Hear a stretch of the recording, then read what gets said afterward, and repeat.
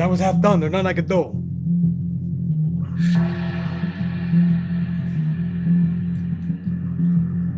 That's on. We're live.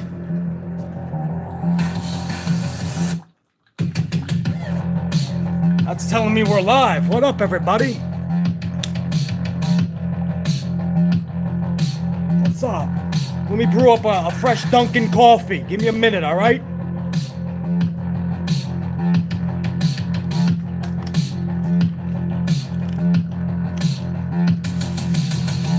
Hold on, give me a minute. Let me just get my coffee going.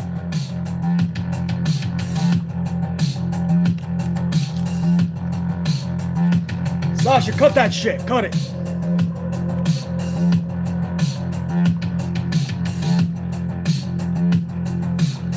Cut that shit.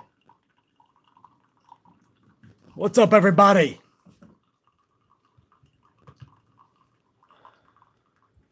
Everybody up on the big screen here, man. Just getting a coffee going. Hold on, we got a lot to talk about. Try not to keep you here all day.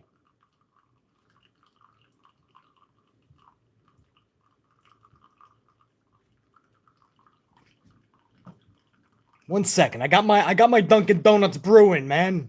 We want to do this the right way, right? What's up with the lighting over here? Get over here. Yeah, right. Get some more fucking light on BC up in here, man. There you go. There we go. Hold on. There we go. There we go. Make sure you guys can fucking see me all right, dude. All right. Fuck seeing me as long as you can hear. Can you guys hear me okay? Be up on the big screen here. Can you guys hear me all right, man? Let me know if there's too much static. I got 17 mics. I'll find one that works. Big Daddy should be okay. All right, loud and clear. Let me know if it starts breaking up. I might do some yelling in this bitch. I've been known to yell because I'm such a negative person in the community. Fucking assholes.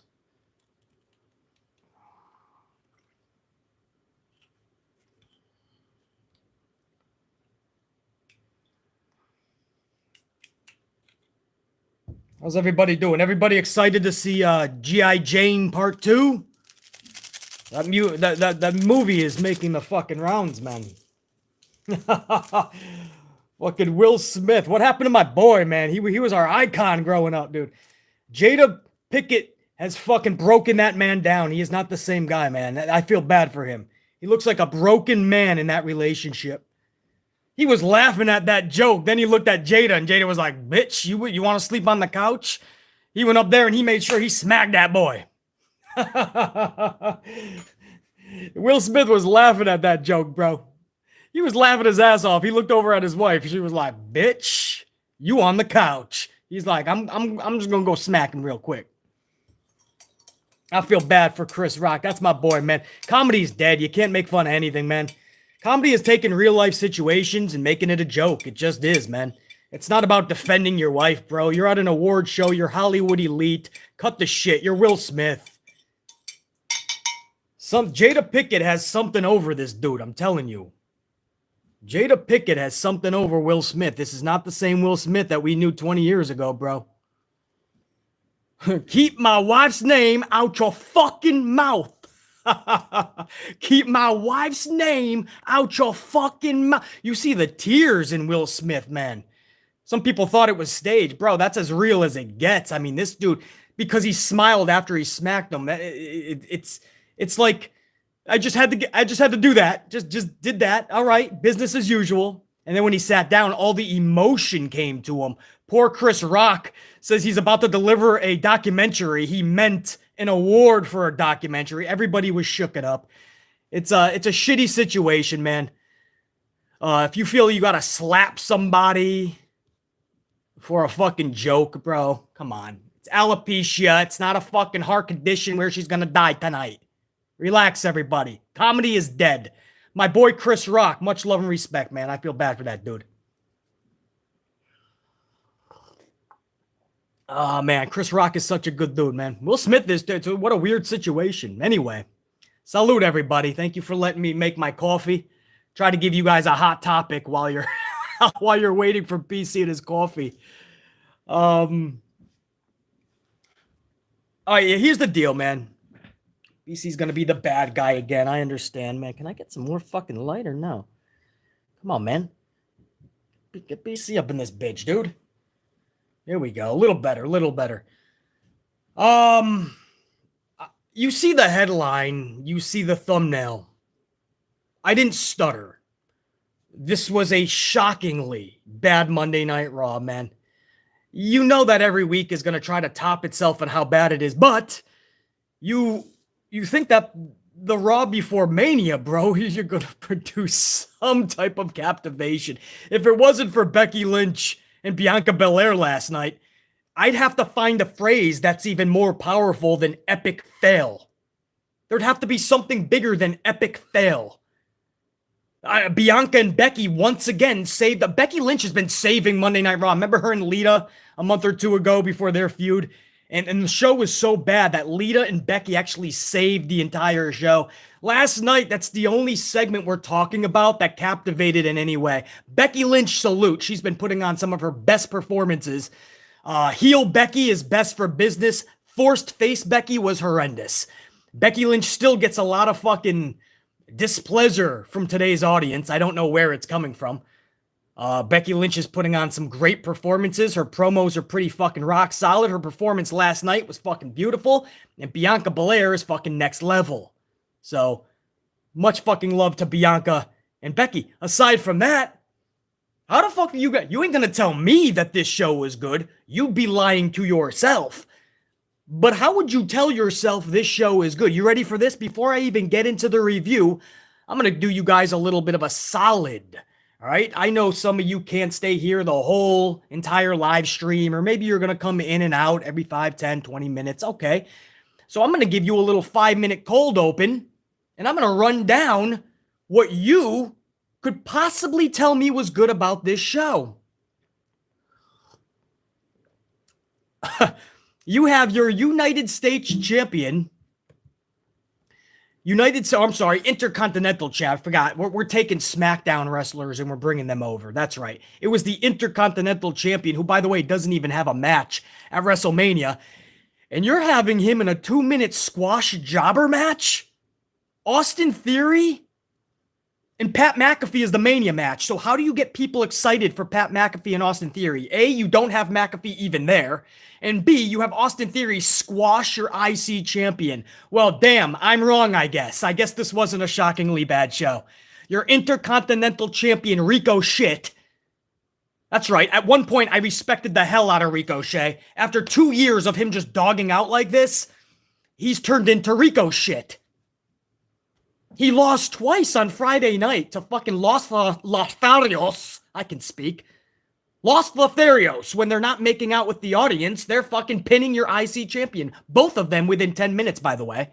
Both of them. 2 wrestlers beat your IC champion within 10 minutes on Friday night. And then Vince goes, I'm not done with you, kid. I can't give you a Mania match, but I need you to job out again. And he brings him over to Monday when the poor dude isn't even on Mondays. He's like, bro, I just did the job twice in one match. He's like, yeah, but you gotta do the job again. And he comes in, and in 2 minutes, he puts over Austin Theory. What the fuck does that do for your champion or your championship? It's not prestigious anymore. It's absolutely downright fucking sad and tragic. How do you fucking defend something like that? What happened to Ricochet can never happen, bro. I couldn't imagine Shawn Michaels as the Intercontinental Champion, or Razor Ramon, or Bret Hart, or even the British Bulldog, or Mr. Perfect, being the IC Champion, losing twice within 10 minutes in one match, 3 nights later on national television again, losing in a 2-minute squash match, and then not even having a match at the pay-per-view. That would never happen to Razor Ramon, British Bulldog, Bret Hart, Shawn Michaels, even Double J, Jeff Jarrett. That's Jeff, J double something, double some odd. Know how to spell the fucking guy's name? So many doubles. The point is, this would never happen to champions back in the day. We have a champion that does nothing but lose. And before he got that title, guys, he was a jobber for 2 straight years. Do you realize that actual jobbers back in the day, there was real jobbers called Brooklyn Brawler, Barry Horowitz, the 1-2-3 Kid. These were real jobbers back in the day. Do you realize that they were booked better in their jobber matches than Ricochet has been? Do you even realize that, man? Like that's no fucking joke, man. The Brooklyn Brawler and Barry Horowitz and the 1-2-3 Kid were booked stronger in their squash matches, and they were straight jobbers. Which leads me to why we don't have jobber matches. If it's 2 minutes anyway, if it's going to be really quick and it's just to show that Austin Theory's a badass or whatever you want to accomplish, Vince, bring back the jobbers, man. Danny Dipshit Dugenheimer and Fuckwad Fred want a contract. They've been trying to get in the WWE for the last 6 years. Put him in there, have him get squashed, beat the shit out of him for fucking 90 seconds, 60 seconds, have fucking 3, 4, 5 ATLs put on him by Austin Theory. Done. Why the fuck did your IC champion have to get absolutely demolished in the process? As if Ricochet wasn't buried as it is. The title just buried him more. The titles weigh a lot, actually. It's gold.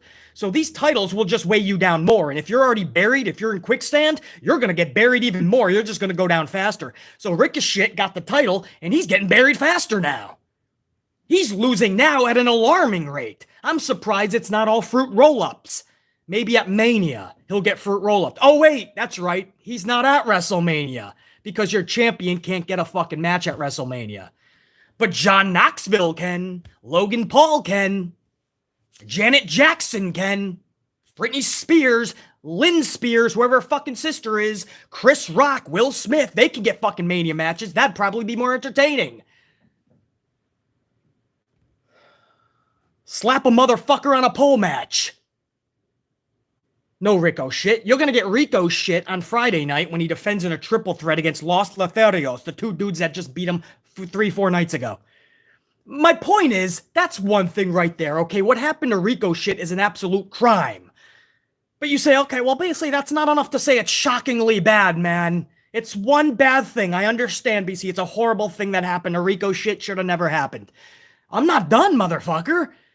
You had multiple teams last night absolutely booked like embarrassing jokes, like absolute jobbers to the next level degree. And for what reasoning? The Viking Raiders lose a match against Omas in basically 10 seconds. They went in, they each took a fucking move, and 10 seconds later, the ref is like, count out. The Viking Raiders were in a handicap match and could not beat Omas. You can't build somebody up by tearing others down. So you want to make Omas look great at the expense of the fucking Viking Raiders? Do you guys remember when they were War Machine? When they were fucking legit badasses? And now, you look at him. One fucking dipshit, I don't even know who it was. I'm just going to call him Viking number 1. He was holding his head on the mat the whole time, even after the match. Like, oh man, that hurt. Why'd you do that? And then Viking number 2 comes over and he's holding his head and he's looking up at Omas like, damn, man, it's like middle school all over again. Stop picking on us. And I'm like, you're the fucking War Machine. You are the Viking Raiders, bro. As cringy as that is, I still like to think of them as War Machine. But you're fucking supposed to be badass. You're holding each other's heads going, ow, that hurt.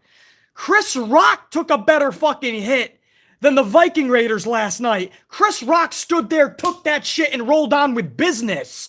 Viking Raiders look like fucking clowns, dude. Didn't this shit happen at the Elimination Chamber or something too? Didn't the Viking Raiders get jumped from behind? It was like a minute, and then all of a sudden they couldn't compete anymore. The referee said they're no longer able to compete. I think that was the Viking Raiders. Why are they... They're not just booked bad. They're not just booked like jobbers. They're booked like embarrassments, like actual jokes. Like Vince McMahon dressed them up as Vikings just to get a good old fucking laugh.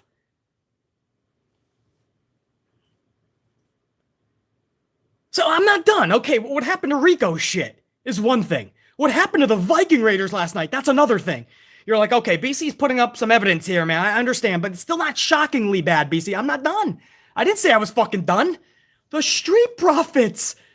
By the end of the night, the Street Profits were taking 17 finishers, 17 RKOs. They were booked like the bad guys, the heels, because Alpha Academy got pulled 3 hours before the show.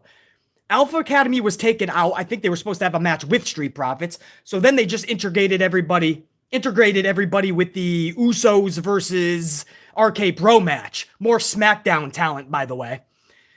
And they just had the Street Profits interfere, and they took the place basically of Alpha Academy, where you had to have known every team was going to jump in that match. Alpha Academy was probably supposed to be out there. And at the end of the night, they were supposed to take 17 RKOs so everybody goes home happy. Instead, Alpha Academy got pulled. We don't know why yet. And Vince didn't give a fuck. He's like, just feed them the Street Profits. Yeah, feed them the Street Profits. And they're probably like, Vince, their faces, are you sure you want them to look like, I mean this is going to damage them. Yeah, who cares? They're only the Street Profits. I didn't even give them a Mania match, did I? Probably in that triple threat fucking, I thought maybe they're in that triple threat for the tag titles, actually. He didn't give a fuck. The Profits are acting like the heels, bro. And Montez and Dawkins are taking one RKO after another. In fact, it became a comedy act. They started taking RKOs from Matt Riddle. Everyone's laughing. Randy's telling everyone to say one more time. So the fans are turning on the face team, the other face team, because RKBro is as well. So everybody's chanting one more time like they want to see Montez and Dawkins get their asses whooped. Does Vince McMahon not understand how damaging this is? This is damaging, bro. This is why it is shockingly bad. This show last night had no thought or care, and that's usual WWE. But when you're 5 nights away from Mania, bro, care about what you're doing with the Street Profits. Why are they in there taking all those face finishers and the crowd turning on them, and they're acting like fucking geeks? When the night was done, they took all the finishers. They're playing fucking dead. The crowd's like, yeah, RK-Bro, I think. And we go off the air. We went off the air, the go-home show to Mania. Guess what your biggest storyline is? The lasting visual. RK-Bro is finishing your show. RK-fucking-Bro. Bro. Randy. And everyone giggles. Yeah, RK-Bro's amazing. And then you wonder why WrestleMania doesn't have that fucking mystique. Ricochet. And what happened to him? What happened to the Viking Raiders last night? What happened to the Street Profits last night? And you're thinking, okay, now I see what BC is saying, man. Now I understand it's shockingly bad. I'm not done. I didn't say I was done. Bro, last night you have Dana Brooke being proposed to by Reggie. It's Mania season. All your focus should be on creating badass television to get us excited for WrestleMania. So what does Vince do? He has a backstage segment that lasted several minutes with Reggie on his knee proposing to Dana Brooke. And then when that was finally fucking done, she says yes, they make out, they fucking twirl around in middle school bliss. Then Ninja Tozawa pops out of his fucking ninja trash can or whatever he came from, the fucking scalpeling, who knows. Or maybe, I think Tamina tried to jump them and they ran away, and then Ninja Tozawa popped out of his fucking ninja can. I don't know. But then Ninja Tozawa proposes to Tamina. And Tamina's like, what do you think I'm gonna say? Yes. And then he tries to put the ring on, it won't fit, so he spits in it and he puts on. And we spend minutes on this, minutes. And you say, well, Beasley, it's good to giggle once in a while, man. It's a TV show, just laugh, Beasley. Give me something funny and I'll laugh. Deal? I will make a promise to you guys. You give me something actually funny, I will giggle, I will laugh. Deal? Did you want me to laugh and giggle at that? WrestleMania season, I'm seeing what happened to Ricochet. I'm seeing what happened to Street Profits, what happened to the fucking Viking Raiders. I'm seeing proposals. And then they all finally fucking walk away. R-Truth has his binoculars like he's the fucking petty outside of a high school. He's got his fucking binoculars. He's like, whoa, the action's all going on over here, man. They're all getting it on. R-Truth is the creepy old guy in the neighborhood. I don't know what the fuck he's doing, hiding in the dark with binoculars, but we spend another minute on R-Truth concocting a plan to marry the couples and then somehow fruit roll up his way to another 24/7 championship. Are you understanding how shockingly bad this is? This is why I put the word shockingly bad. This wasn't just bad. This is fucking atrocious television 5 nights before WrestleMania, and there's still gonna be people going, I liked it. I don't mind what happened to Ricochet. I don't mind what happened to the Viking Raiders. I don't mind what happened to the Street Profits. I don't mind the storyline with Dana Brooke and Tamina in the never-ending 24 Fruit Roll-Up Championship. I don't mind any of it because Vince McMahon, as much bullshit stew as he feeds me, I'm going to be there with my wooden bowl and wooden spoon, and I'm going to say, please, sir, can I have some more? Meanwhile, I'm just trying to get an emotion, a feeling, a fucking pulse for WrestleMania season. Why does this not feel like WrestleMania season? Why am I not excited? Why am I not even interested this year? And then it doesn't take a lot to figure out why we're feeling this way. The shows are absolutely fucking atrocious. Oh, you thought I was done? What about Drew McIntyre last night? He's supposed to take on Happy Baron Corbin at Mania like anybody gives a fuck. That's a match we've already seen 100 times. It's a Smackdown pre-show match at best, like a dark match before the actual televised Smackdown. But before that, Smackdown stars are on Raw. All of them. This is Monday Night Raw, and we have a Drew McIntyre versus Corbin Madcap Moss match. Why are we going for a 2-on-1 on Monday down to a 1-on-1 5 nights later? Isn't that a downgrade?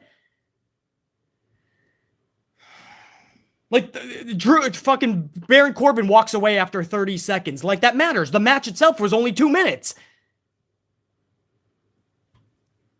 The booking of it doesn't make sense. Why are we having a 2-on-1 when the dude's gonna have a 1-on-1 Saturday?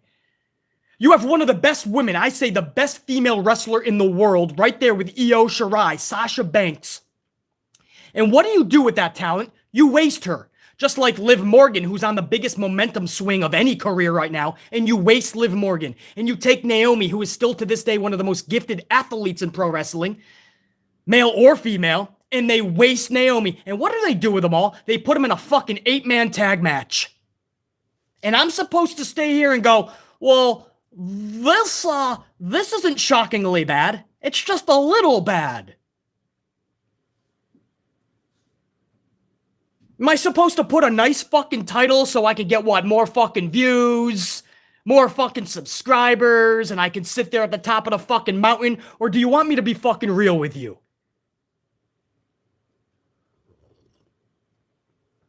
My mission statement is to make pro wrestling better, or at least try, bro. What I saw last night was an abomination of what has happened to WWE. What has happened to this fucking company? What has happened to this fucking company? That we are 5 nights before WrestleMania, and this is the fucking garbage that they gave us. I just listed you. I didn't even go over everything, guys. I didn't even go over everything. I just listed some of the biggest fucking headaches from last night. What happened to Ricochet? What happened to the Viking Raiders? What happened to the Street Profits? And what happened to fucking R-Truth and all of them and that whole fucking schmaz? What happened to Drew McIntyre? I didn't even go over everything. I'll go over it right now. That's your cold open. 25 fucking minutes. A few minutes of that was me making my fucking coffee. Talking about Will Smith and Chris Rock. But that's it. There's your fucking cold open. If you think this review is going to be a cookie cutter, hunky-dory review and we're going to talk all great things about World Wrestling Entertainment, this is not the review for you. Unfortunately.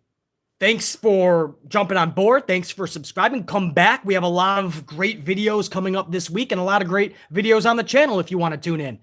But this is probably not going to be the video for you if you want me to talk about how great World Wrestling Entertainment was last night, because it fucking was not. It was the opposite.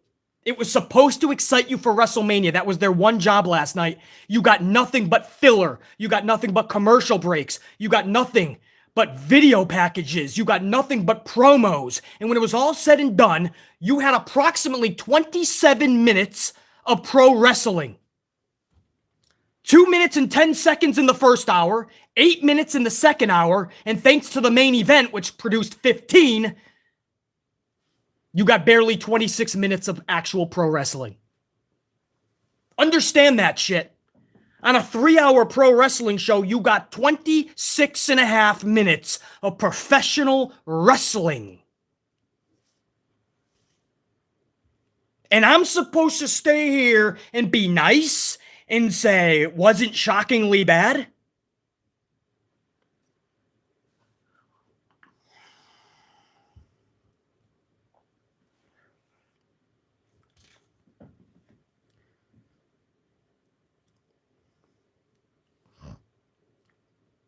We open the show with no pyro.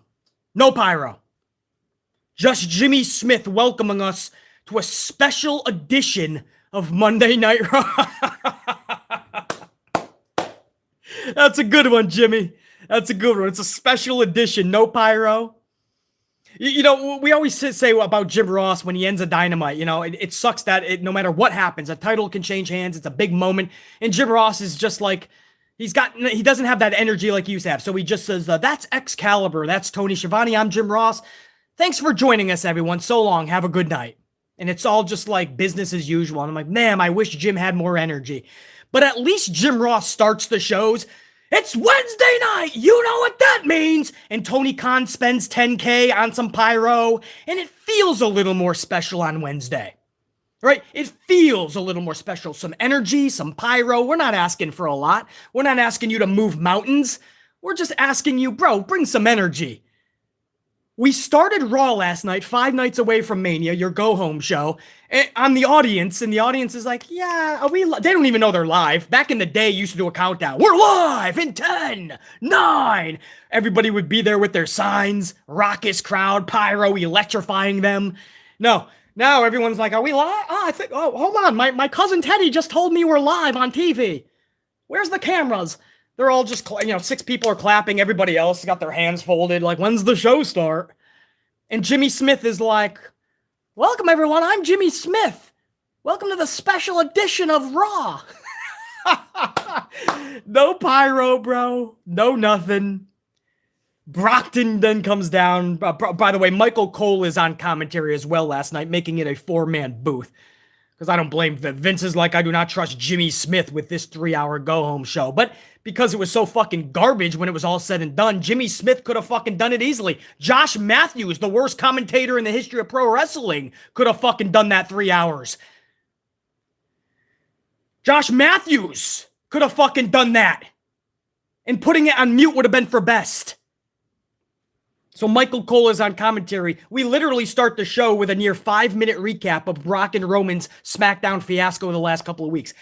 We literally start the show that's supposed to be so special. WrestleMania Raw is what they were calling it. And we started with a 5-minute video package.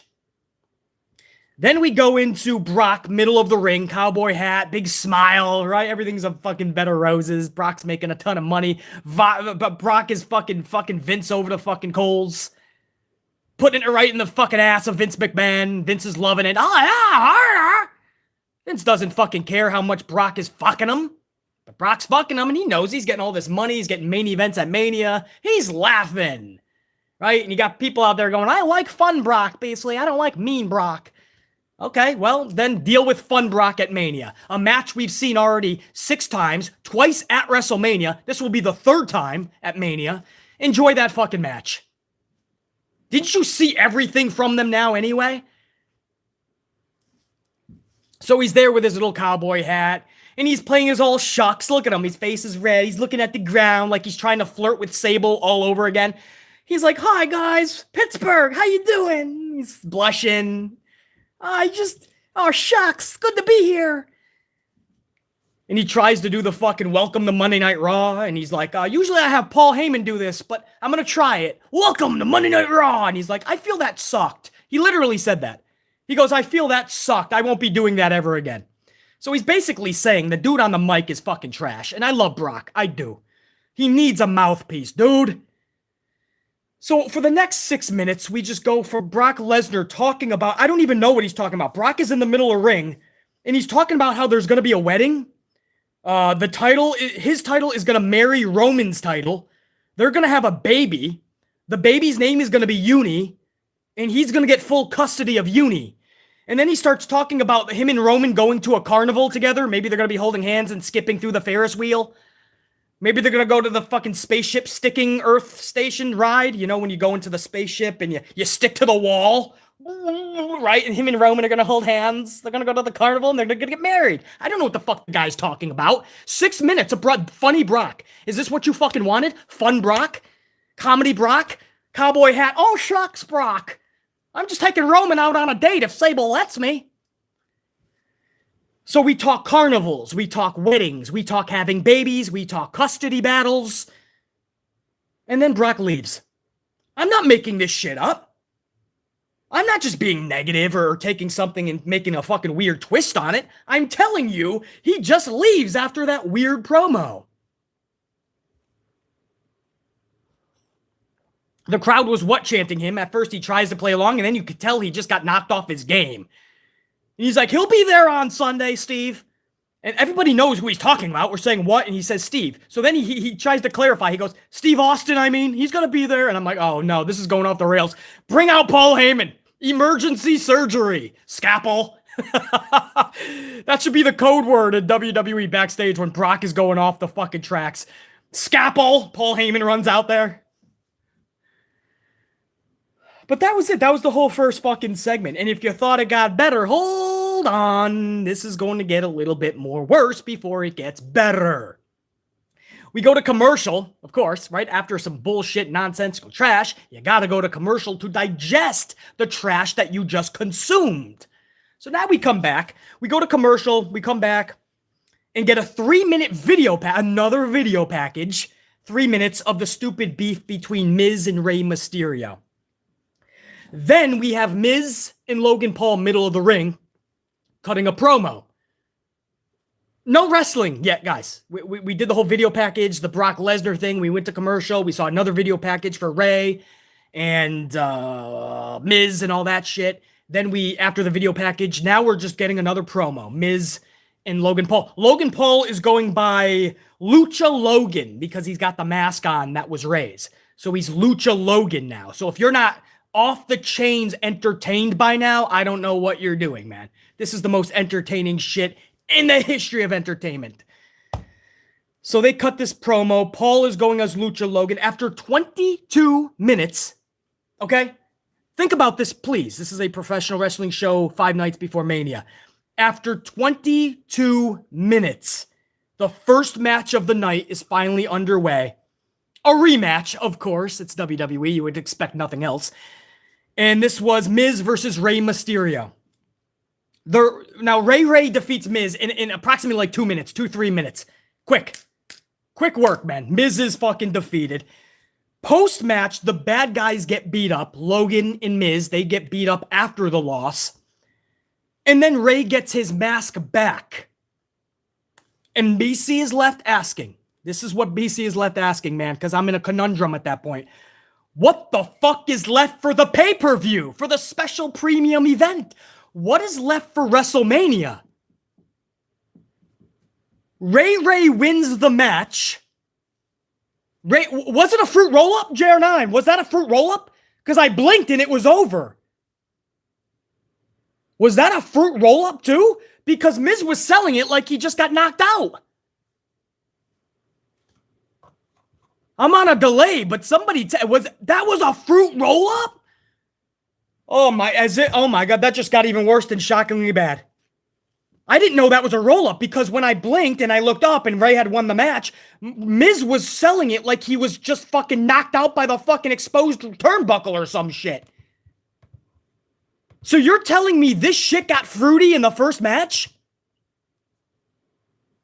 Wow, man. I had a feeling the way it ended so fast, but Miz was selling it like he was knocked out. I guess the fruit roll-up these days can knock you the fuck out. Okay, so let me go back then. Thank you, JR9 and everybody, for correcting me. So not only did Miz lose the match, it was via a roll-up. So Rey wins. The good guys post-match beat the shit out of the bad guys. And then Rey gets his mask back, which was the ultimate prize to get back at the premium event at WrestleMania, the pay-per-view. That was the whole deal, the mask. What is left for Mania, guys? That was the entire... Listen to my words, please, because this is what I mean. Listen to these words, please. That, what you just saw, was the entire payoff for WrestleMania. Night number 1, Logan and Miz are going to take on the Mysterios. That was the entire payoff. You know the faces have to win. Rey's going to beat Miz or some shit. Post-match, there's going to be the beatdown of the bad guys just to finish the job and really get that pop from the crowd. And Rey, the ultimate victory is going to be when he gets that mask back. It all happened last night. So what the fuck does anybody have to pay money to see that at Mania for? The entire, not half of the payoff, the entire payoff for this match was last night. It's the entire payoff. Starting with a fruit roll-up. A fruit roll-up. Miz loses. Rey wins the match. The bad guys get beat up post-match. And then Rey gets his mask back. What is left for WrestleMania? I'm telling you right now, nothing. It's rhetorical. There is zero left for WrestleMania. Because they blew their fucking load. They blew their load on that. As if night one wasn't as atrocious as it possibly could have been, it just got even more stupidest. Oh, I'm sorry, Vince. Stupendous. It's the stupidest night of the fucking year. Night number one, tragic.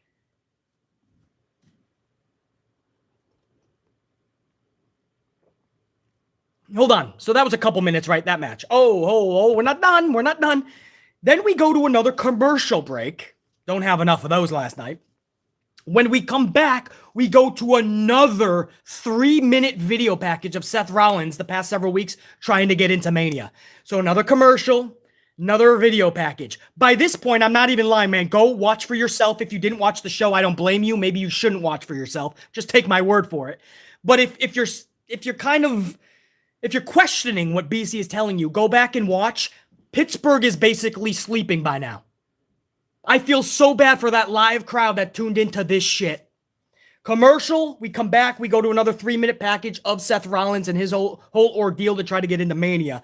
Then we watch a 6-minute video, so Pittsburgh is still watching the Tron, a 6-minute video of Rollins in Vince McMahon's office that was already played on social media hours previous, guys. This was not even live.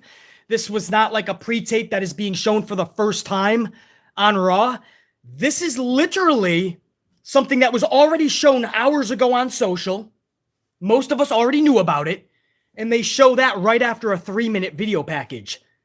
6 minutes of Vince McMahon telling Seth Rollins that he is going to have a match at Mania. You'll find out your opponent on Saturday.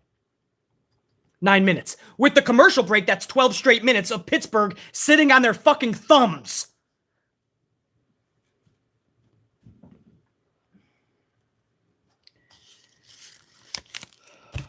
Oh, we are amplified today, man. We are amplified. I'm not even done with hour number one. As if this wasn't enough bullshit. Now, we still have 2 more hours, by the way. I'm just trying to get through hour number one and try to save some fucking grace. Hour number one then ends. You ready for this? Oh, first, we go to another commercial. You gotta go to commercial first. Commercial first. Then we come back and we have a handicap match. Omas versus the Viking Raiders. First of all, how does this make the Vikings fucking look? With the first of all, aren't they Smackdown talent? Why even have them with Omas? That's right, half the fucking night last night was just Smackdown anyway. So they bring the Vikings over to take on Omas, but this could only end one way because we already heard the rumblings that Vince wants Omas to have a singles bout at Mania. So why have the Vikings just job out like absolute squash jobbers in this? Why not have actual jobbers? How does this make the Viking Raiders look? Like geeks. I'll answer that for you. It makes them look like absolute embarrassments, like geeks. And get this. Why does it make them look like geeks? Guess how long this match was? Basically 10 seconds. I don't care if it was another fucking 30 seconds of Omos getting into position.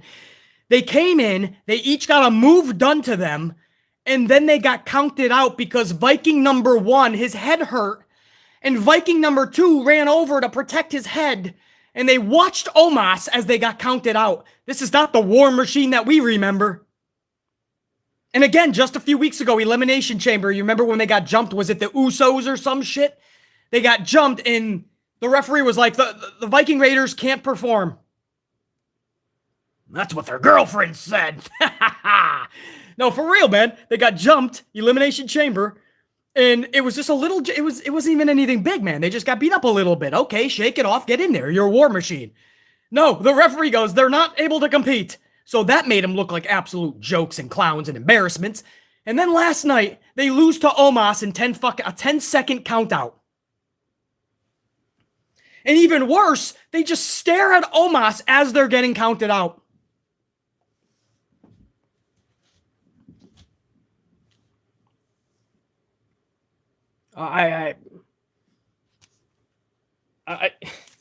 Omas knocks out the Vikings and they're counted out. It was 10 seconds!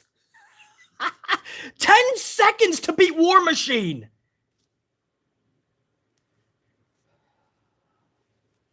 Just put fucking pussy bitch Patrick and dick riding Daryl in there. Jobbers from the local indie scene. It'll be the same thing. If the match is 10 seconds anyway, and it's just to make Omas look strong, then why not put pussy bitch Patrick and dick riding Daryl in there? They were hanging outside of Pittsburgh's arena all night last night trying to get inside. No. We got to make the fucking Viking Raiders look like absolute ass clowns. You're damn right I have a problem with that, man. This is talent. That's done. You say, BC, you're making a big deal out of it, man. It's a TV show. Just relax. Guys, these are careers. These are their livelihoods. Decisions like that is what ruins people like Bearcat Lee. Keith Lee, when he became a Bearcat, it was done. Butch is now going to have to work 10 times as hard just to get the affirmation and love and adulation that he was getting previous. Because he's now Butch. Doudrop will never be looked at respectfully. Piper Niven, we could get behind. When you put stupid names and you book them really bad, they're done. When you took Karrion Kross and you put him in the fucking medieval times helmet with the OnlyFans or Steve Urkel suspenders, Karrion's done. You go down the fucking line. There's a reason that Kane worked in the way that you put his storyline with his brother, The Undertaker, and there's a reason why Isaac Yankem DDS did not work.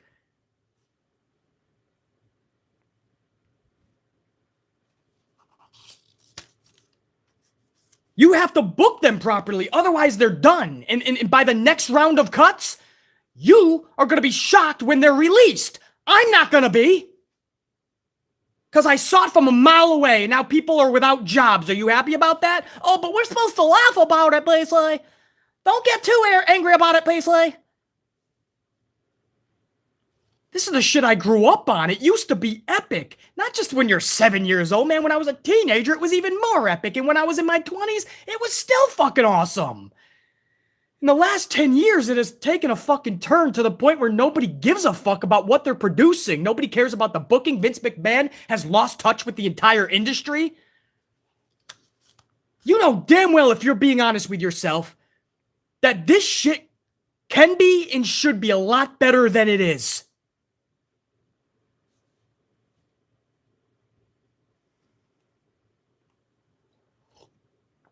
There was no reason for the Viking Raiders to be in that match. None. To eat a 10-second loss?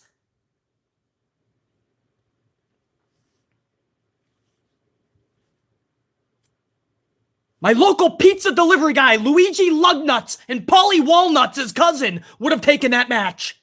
Fuckwad Fred, Dan Dipshit Dugenheimer. Anybody at the local bingo hall. Why did it have to be the Viking Raiders? And wait till you hear how they booked the Street Profits later in the night, because it wasn't just the Viking Raiders. Or even Rico shit. There was so much bad booking of talents last night. So many talents got buried last night. I can never look at them the same. And you know, this is one channel. We don't throw around the B word often, buried. We don't say that often. Just like you deserve it. We don't say that often. Or this is awesome. We don't do all those stupid fucking chants. Because now we just use that for everything and everybody. But I saw so many talents done so filthy last night. Yeah, that adds to why this was shockingly fucking bad. And that was where the first hour of the WrestleMania go-home show ended. Hour number 1 in the books. 2 minutes and 10 seconds of wrestling, basically. 2 minutes and 10 seconds on a whole hour of pro wrestling. You had the couple of minutes with Rey and Miz. That was only a couple minutes. And then you had the 10-second match with Omas in the Viking Raiders.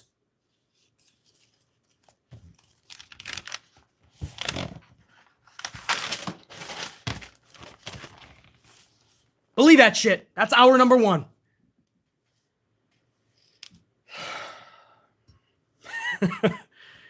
Hour number 1. We still have 2 hours to go. And nothing aside from Becky and Bianca, where I will have a positive thing to say, and Roman Reigns' promo, I'm actually probably going to say something pretty positive on that, along with a lot of negative.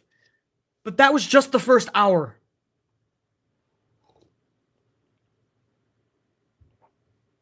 We go into hour number 2 with Reggie proposing to Dana Brooke and Ninja Tozawa proposing to Tamina. They both say yes and stroll off to catering in sheer bliss for a night of wedding planning at catering. R-Truth is in the shadows taking pictures or some shit, being a fucking creep. It was a what the fuck am I watching situation. We always say this, right? If you're watching and you have your wife, your significant other, a kid, a friend's coming over, and they walk in and you're watching something like this, it is literally, it's a what the fuck situation.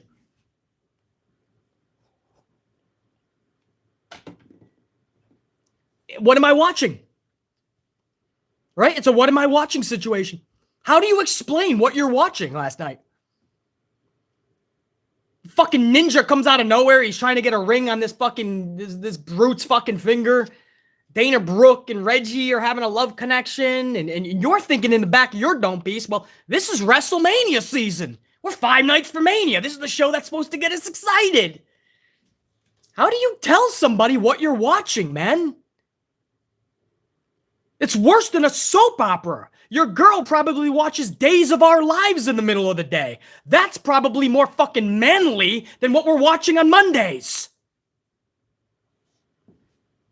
And that's the damn truth. So you say, oh, giggle, man, laugh. I laughed, basically. When Ninja was trying to put the ring on the finger, I giggled, basically. That's fine if you giggled. You still can be honest, the show is shockingly bad. It should not be a part of the show. You can have that segment any other fucking time, which they will, because that's all they do every week. They have the same characters doing the same shit. Chasing around a fucking title that is about as prestigious. If you walk into your local Target or Walmart, going to the toy aisle, see the little championship belts that you can buy for $20, that's more prestigious.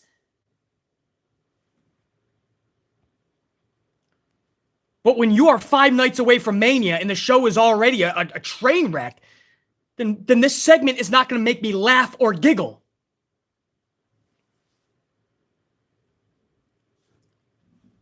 It was a what the fuck am I watching situation.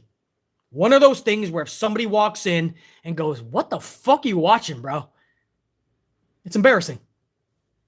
Roman Reigns and the Bloodline then stand middle of the ring for the first time in the night. After 65 minutes, something good came across my big screen. I shouldn't be too shocked. It was Roman Reigns rocking the microphone. The dude was amplified. This is the best Roman when he's fucking perking that fucking voice to an amplified level. Not just the acknowledge me, but he was yelling a little bit at the audience. He was yelling at Brock. This isn't a game. He's talking about how this isn't a game, Brock. Brock is out here talking. He literally says this. Brock is talking about carnivals, weddings, babies. Like this is some joke. This isn't a joke to me. This is my lifeline. Roman Reigns cut an awesome fucking promo last night, man. Very good. Just one major problem. That was it. Just like Brock. Brock walks away like nothing. Roman comes out an hour later, says his shit, walks away like nothing. But just on the last 2 weeks, the whole story was they're trying to get at one another, right? Or Brock is trying to get to Roman, and Roman is succeeding in running away. But Brock just cannot wait till Mania. And then all of a sudden, 3 nights later on Raw, Brock is all happy and smiling, and he no longer wants to get to Roman?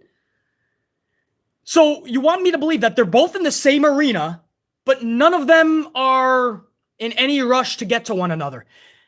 That's my problem. They went the laziest route imaginable with Brock and Roman last night. Your main event for WrestleMania, night 2, the main event of it all. And you just had them go out and cut 5-minute promos. You didn't think to get a little more creative. You didn't even have to have physicality. You haven't had it for 2 weeks. I don't need to see it last night. But a storyline development, right? Add to the story, bro. You don't just got to sit there and go, well, what's done is done. I don't have time to add another level to the story, another layer.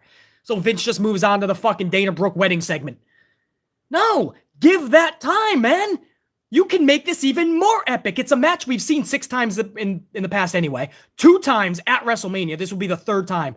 Can't you just put some more time and effort into this? I've been loving Parking Lot Brock. And then all of a sudden Monday, it's like none of it happened. And they just come out and they're talking like usual. And then we both know they're going backstage. So what are they having? Are they fucking sipping their fucking coffees with their pinkies in the ear? In their ear. Right? Their pinkies are up and they're just sipping their coffees. And they're giggling about their storyline. Then again, in today's fucking day and age, with social and everybody's glued to their phones, I wouldn't doubt fucking Roman or Brock goes online and fucking posts him and Brock toasting backstage. Because that's what wrestlers do today. They break down their own 4th wall and they ruin their own storylines. At least Roman has been good about that. Roman and Wyndham Rotunda, Bray Wyatt, were the last of their kinds with MJF. You gotta give MJF some love. There's only a handful of wrestlers today that stay in character 24/7. Roman, for the most part, does that. Wyndham Rotunda, Bray Wyatt, for the most part, does that. And MJF. Much love to all 3 of those motherfuckers.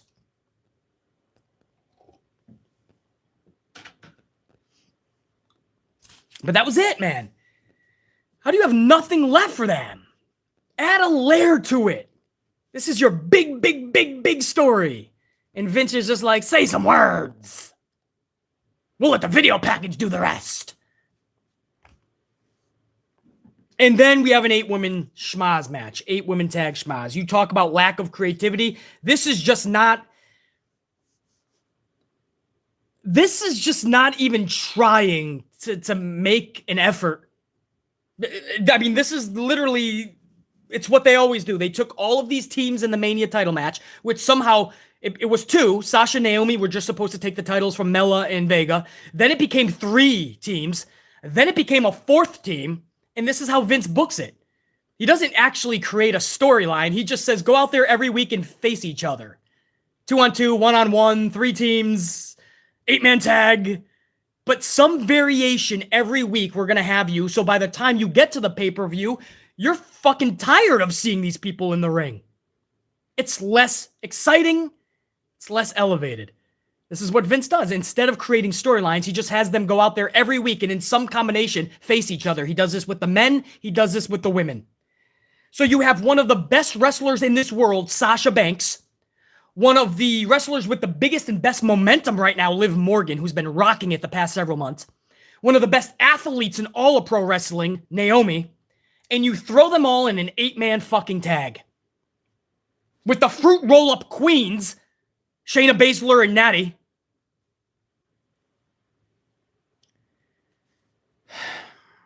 It's frustrating to see a 3-hour show. First of all, that's the first part. You have 3 hours to produce good television. There's no excuse not to. And then to watch them not only not produce good television, but the opposite, embarrassing television, shockingly bad television. And they're doing this while having one of the best wrestlers in the world, Sasha Banks, at your fingertips. Sasha Banks is wrestling in your company. She's not injured. She's ready to go. If I'm a booker and you're telling me I have Sasha Banks ready to go, oh, she's a focal point of my fucking show. Vince McMahon, she's a focal point of his ass. She's an afterthought, and she gets thrusted into stupid shit like 8-woman tags. And at WrestleMania, she'll be one of 8 clusterfucks in there. Maybe she'll win tag gold. Wow, what an epic moment. She should be the 14-time women's champion, not Charlie Flair. That's not even shade to Ashley. I'm not done with hour number 2 yet, but I do want to thank you guys. We're about to hit 200 on the ups. I just saw that now. I forgot to even mention that in the last hour. We're about to hit 200, so I wanted to take a second to give a toast to everybody that took a moment to smash that up. I appreciate that. That helps out the algorithm later. Thank you guys, man. Much love and respect. So you guys know this is a pro Sasha Banks channel. So yeah, I'm a little more heated than probably the common person because I just think that Sasha Banks, since the time she's been in WWE, has just been done dirty. It is clear her talent. It is clear how special she is. It is clear that 50, 60, 70 years from now, people are going to look back and go, damn, I wish I was around during the Sasha era because I hear all of these stories. You know, we always like to say that whoever our favorite wrestler is, they're the best, right? Like we hear that a lot about Thunder Rosa, right? She's amazing. And BC's just wrestling-wise, I'm not seeing her on levels like Sasha, right? I'm just using her as an example, right? So you pick your favorite.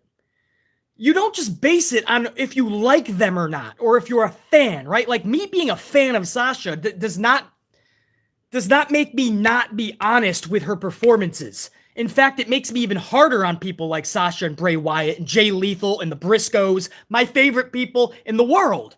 These are my favorite wrestlers. Jay Lethal, Briscoes, Bray Wyatt, Wyndham Rotunda. Jay Lethal, did I say him? Who else? Sasha Banks, Io Shirai. I'm harder on them. But when you say like your favorite is the best, you can't just base it just because of your fandom. I can literally say, right off the top of my dome piece, I can give you 25 epic Sasha Banks matches. Not good. Not good. Fucking epic Sasha Banks matches. You name the opponent. It could be a Becky Lynch. It could be Charlotte Flair. It could be Bianca Belair. It could be Zelina Vega. Bro, when you can have a great match with a fucking broomstick if need be, you're special. When you can take your favorite wrestler and literally say out of your fandom that they had 25 epic matches, okay, now we can talk. I don't just say Sasha's amazing because I'm a fan of Sasha and this is a Sasha channel. She's amazing because she legitimately is better than everybody else. And it's hard to watch Charlie, who's really good, no doubt, a lot of faults. Her selling has not improved since day one. When Charlie does not want to sell, she's like Thunder Rosa. They won't sell. Not as bad as Evilise, but they just won't sell. The moonsaults and things like that, we understand. She doesn't like playing defense a lot. So there's holes in Charlie's game, Charlotte Flair. But she's good. But to watch her get 14 titles while Sasha Banks sits there, how many world titles does Sasha have, guys? Meaning women's championship, Smackdown and Raw. And by the way, there was a few where there was only like a month in between. So it's inflated. In other words, there was 2 or 3 where it was within like a 5-month time. Do you guys remember that? Is it 5 or 6, guys? 5. Jer9, thank you. So 5. And Jer9, wasn't a couple of those within like 3 months? They were playing hot potato a little bit with Charlie. So really, she's only getting credit for about 3 or 4 legit reigns. I remember there was a time, I'm on a delay, but I do remember a time they were playing hot potato for a second. And Sasha deserves way more than hot potato. And we know that was just to inflate Charlie's numbers so she can take the record from her father, Ric Flair. Jer9, thank you, bro. Jer9, man. Big stat right there. Thank you, bro. Jer9, for those new subscribers, man, Jer9 is always helping me out with stats and stuff when I have a question. So much love to Jer9 up in the chat. Her first 3 were a total of 80 days. That's what it was. I remember it was something crazy like that. So think about that, guys. 3 reigns in 80 days. Aside from that, the other 2, well, that's the last 5 years of her career. Meanwhile, Charlie's over here at 14, bro? You're telling me that Charlie Flair is 9 championships better than Sasha? I would say fuck that, fuck you if you're honestly trying to feed that shit to BC.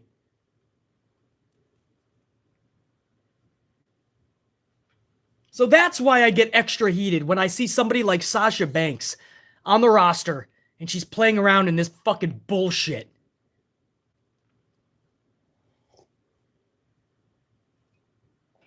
We got some... I'm talking to WWE only, guys, not NXT.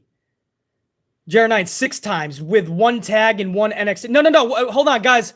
Without any NXT and without tag titles, the Raw Women's Championship, the SmackDown Women's Championship, how much has Sasha won? I just can't think of it right now. Maybe none of us can think about it right now. No tag titles, no NXT. It's still 6? I thought it was 5. Okay, well, 6. She had 2 times women's tag titles in 6. Okay. All right. Well, you guys get the fucking point. I mean, to see Charlie almost tripling that. Or more than double. Or if it is 6, then the double's 12 and she's got 14. Okay, well, she's going toward tripling it.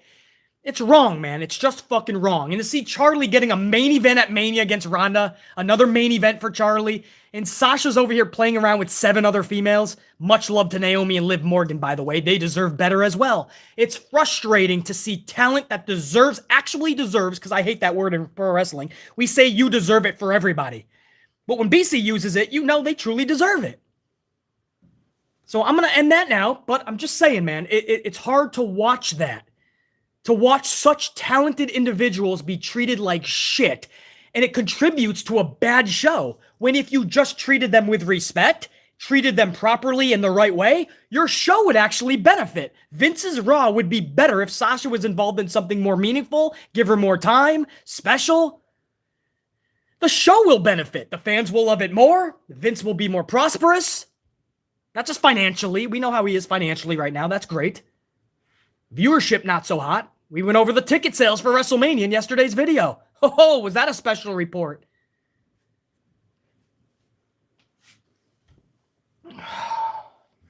It sucks to see what happened with Sasha and Naomi, and if they win the tag titles at Mania, I don't know how excited I'm going to be for that, man. It was a clusterfuck of a match. They've been reduced to a tag team. I didn't need to see Bayley and Sasha in a tag team. I couldn't stand that shit. Not because I didn't like Bayley and Sasha. It's a Sasha channel. And I love Bayley's work, especially as a heel, by the way. This is her best work. But because I know they each could do so much more on their own. Anyway, this was basically a 9-minute match with a commercial break. We saw about 6 minutes of actual wrestling. 6 minutes of actual wrestling. So I'm not including the commercial break.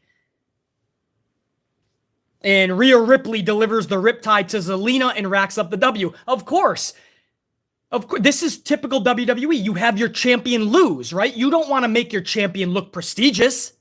We can't do that. So your fucking champion is eating this L. 5-minute Stone Cold video package next. Well, first we go to commercial. You guys are getting the pattern here. We go to another commercial. We go to a 5-minute Stone Cold video package of Kid Rock's ba with the ba, the bang, the bang, biggie, diggy, bigger than the ba, binga, digga, digga, diggy, Yankee Bockwinkel. So a 5-minute video package. That was probably the most badass fucking package of the night. It was probably 5 minutes of the most badassery of the night. But still, Pittsburgh is sitting there with their thumbs up their fucking ass. Like, why'd we pay to see this shit? They probably didn't even pay. They probably got free tickets from the local radio stations because that's what's been happening for the last 3 to 4 years. KO Kevin Owens stands in the middle of the ring and cuts a pretty good promo. Now, see what I mean? You think I just come out here and bash shit for fucking shits and giggles? If you give me something that's good or positive, I'll tell you it was good. Like Roman's fucking promo earlier was good. KO's promo here was good. He cut a good, realistic promo on Stone Cold. He drops a huge bombshell when he says they'll be the main event of night number 1. Now, we heard that Vince is still, nothing is finalized for Vince. Nothing. Everything is still being tossed around. So, you have Sasha, I'm still on fucking Sasha. So you have Charlotte Flair and Ronda that was supposed to be the main event.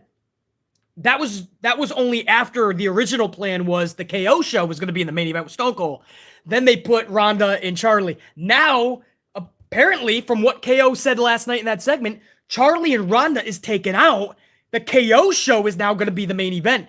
Now, you got to think, Cody Rhodes is also supposed to appear that night against Seth Rollins, ending it with Stone Cold. This is why I said I would have had Cody show up in either Jacksonville a few weeks ago or fucking Chicago the next week.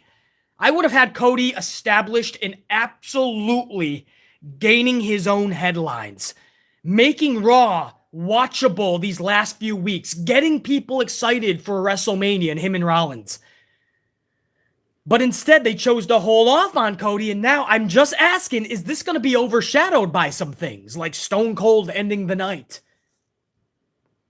And Cody is in the middle of the show. Knowing Vince, he has Cody start the show, maybe. I don't know. It's still going to be a big moment. It'll still have its own headline. But it's just odd to me that we could have used this Cody thing to really put WrestleMania on a pedestal. But it looks like a KO show is going to end night one. Night one is fucking atrocious, by the way. So, night one is just fucking absolutely dreadful. If you look at the actual card, I mean, I feel bad for whoever's going. I mean, night one, night two is at least more shit on it. And then listen to this, guys, because this is just surreal how we ended hour number 2. Austin Theory then defeats the Intercontinental Champion, Ricochet, in 2 fucking minutes. Not only did they not give the champion a Mania match, so that's the ultimate disrespect. You're the mid-card champion. You're second in line. I mean, you are the guy. You ain't going to get a Mania match. But on top of that, we're going to have you lose Friday night against 2 fucking dudes. 2 matches in 1. You're going to lose them both against a fucking tag team. Los Lotharios, Angel Garza and Humberto. He loses both of those. Then Vince tells him he has to take a plane over to Monday's Pittsburgh Raw. And Vince tells him he's going to lose that match as well in 2 minutes, looking up at the lights clean to Austin Theory. Because that's what fucking happened here. They completely jobbed out the Intercontinental, the IC title holder, Ricochet. They jobbed him out in 2 fucking minutes. Last night on Raw. Wow. Not many things shock me in this industry, entertainment at large. Nothing really shocks me to that point, especially WWE. They have their champions lose all the time. Usually their matches are only 2 minutes. Every match last night was basically until the main event.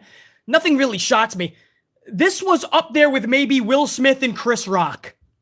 Because I did not think they would do Ricochet that fucking dirty. In fact, you want to hear this, guys? When I first heard that Ricochet was taking on Austin Theory, yes, it made no fucking sense. Ricochet is on fucking Smackdown as it is and all that good shit. I get it. But my first thing I thought was, that could be a good match if you give them time. Like, if Vince actually finally just gets off his fucking high horse, somebody smacks this dude upside his dome piece, fucking Will Smith style, then maybe Vince will give him at least 15 minutes. And Austin Theory versus Ricochet could be good. But I knew not to get my hopes up high. I didn't think less than 2 fucking minutes.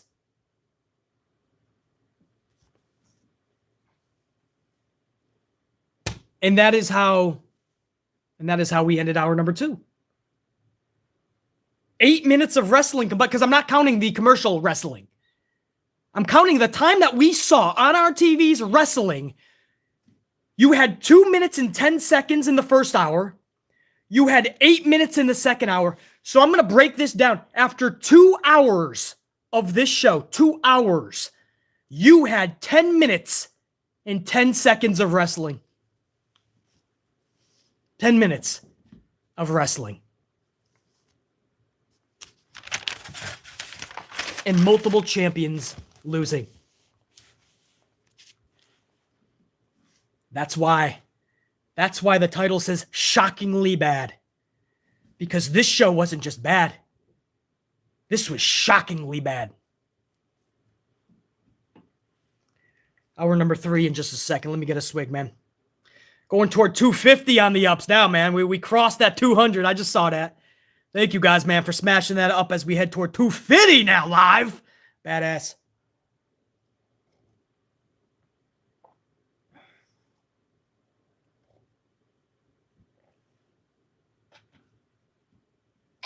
Oh, man. We're not done, guys. All of that shit, and I'm not even kidding you. There's a whole nother hour to go.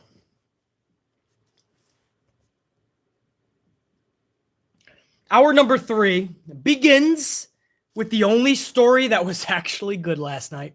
It's the same story that's been the only thing that's been intriguing BC just a little bit the past several weeks. And BC shouldn't be shocked. It's my gal, Bianca Belair. I'm so high on Bianca. You guys know that. She's just amazing. How far she has come in such little time. And Becky Lynch, who gets a lot of flack in the community. I admit all the time, I'm just not a Becky Lynch fan. That's not shade. I'm just not a Becky fan. But I'll be the first to admit that Becky Lynch has been so much better as a heel than as a forced face Becky Lynch. Becky, since the Lita feud, has been rolling on all cylinders. Becky Lynch is helping to try to create some type of good television. Trying to. Lita and Becky, I was all into. Bianca and Becky, I'm more into than 90% of anything else on Mania. So I know, Becky Lynch gets a bad rap. A lot of you guys, even in the AMP unit, you can't stand her. You pick on her, you make fun of her, you call her. I get it. BC is just calling exactly what I'm seeing. Becky Lynch should not be treated unlike anybody else. She's putting on good performances. I don't know where all this hate is coming from for Becky, but she's doing good work. And I'm not going to sit here and lie because the rest of the community is doing it, so I'm going to jump on board the bandwagon. I'm not going to do that shit. Becky is doing some really good work the past several months. And Belair's cutting this promo. Lynch tries to do a sneak attack from behind. Actually tries cutting the hair of Bianca. Belair goes next level and delivers not one but two KODs. And then she looks at the scissors. The crowd, for the first time, actually gets out of their seat collectively. People are actually into this. Is she going to pick up the fucking scissors? She's not actually going to cut Becky's hair, is she? She wouldn't do that, would she? Picks up the fucking scissors. People are like, oh shit now. And she proceeds to cut the hair of Becky Lynch. Now, I knew something was up. Becky had her hair kind of down straight. She doesn't do that usually. Becky always has a crazy hairdo. So usually, you know, something's going to happen in that scenario. Sure enough, she came out with straight hair. She ended up getting her hair fucking cut. Now, some people are saying they were straight extensions, but some of the cuts were way up high.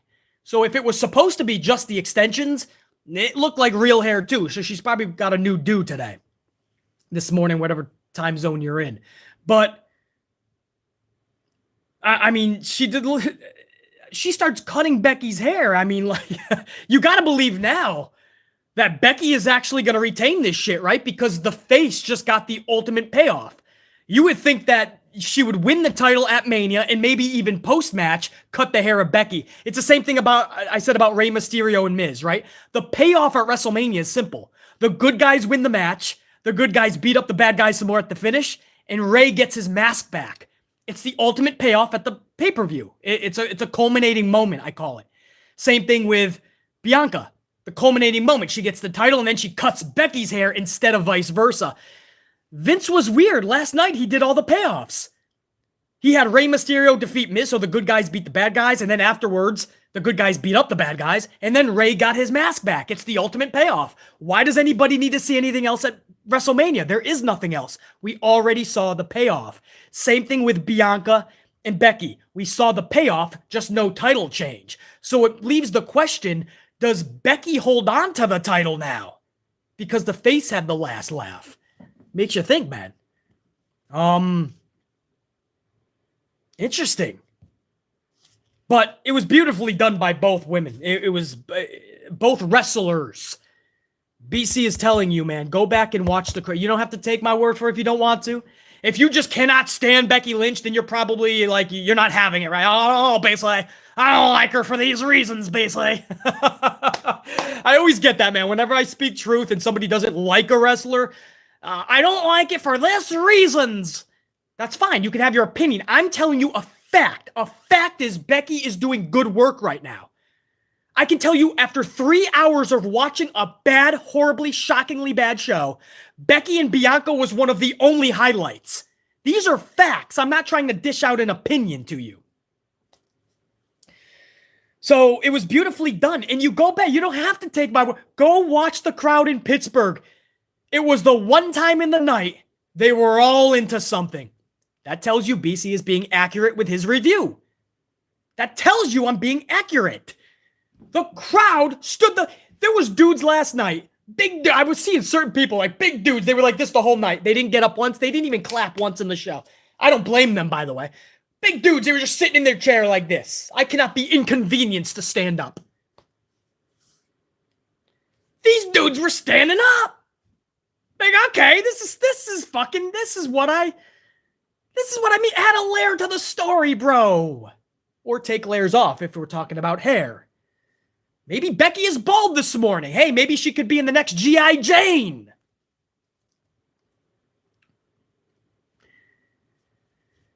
You know, it's...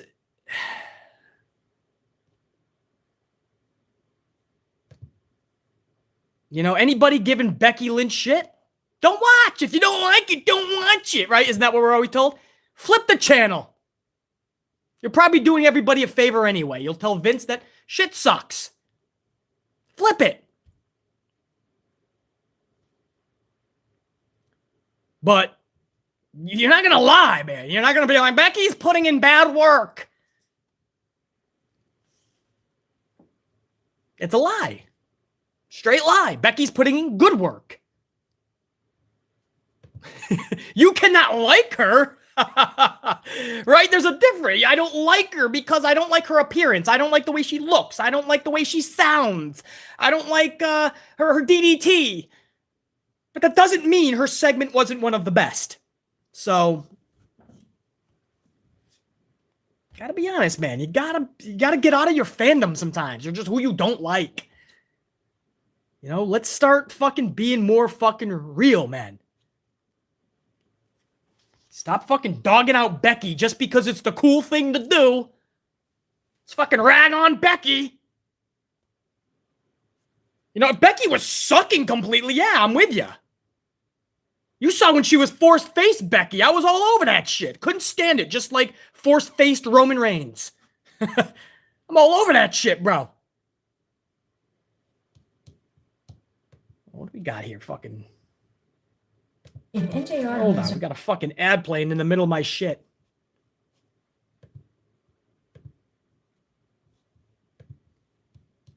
Oh, I got you back. I lost you on the big screen for a second. I'm back, man. We're not done with the third hour. This is just the fucking Becky Lynch, Bianca Belair segment. We'll go over... What do we got left? Oh, the fucking handicap match with the Drew. Oh, wait till I get to that. We gotta talk the Edge promo. We gotta talk about the fucking main event. We're gonna talk all of this, man.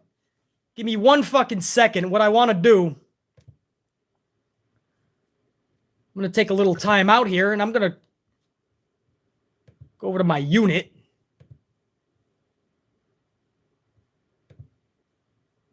Hey, yo. Yo, listen. My supers, man. I see you guys, man. I haven't gotten to any yet, so there was a bunch that came in, so I don't want these to stack too long until the end of the show. So before I end the show review-wise, man, I gotta give a shout-out to Ashley Steggles with that $8.99. Ashley! Good to see you up in here, dude.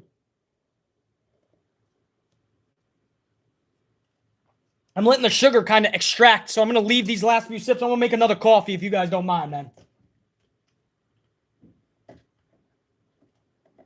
Yeah. Let's put another Dunkin' Donut up in that bitch. Yeah. Strength.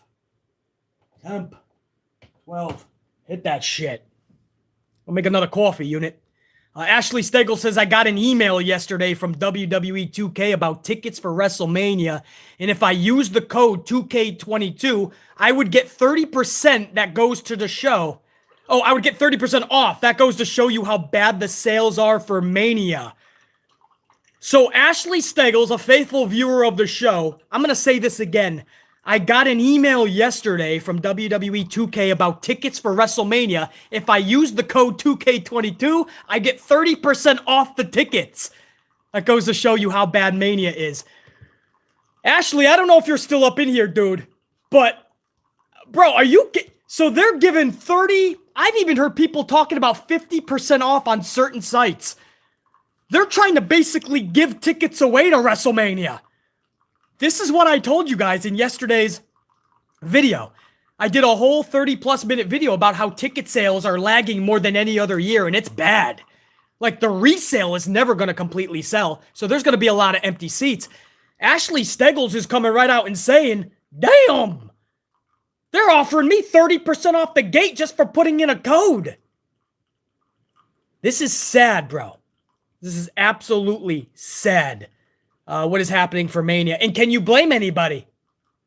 Can you blame anybody? Look at the fucking card. Look at the lack of enthusiasm and excitement. Here you go.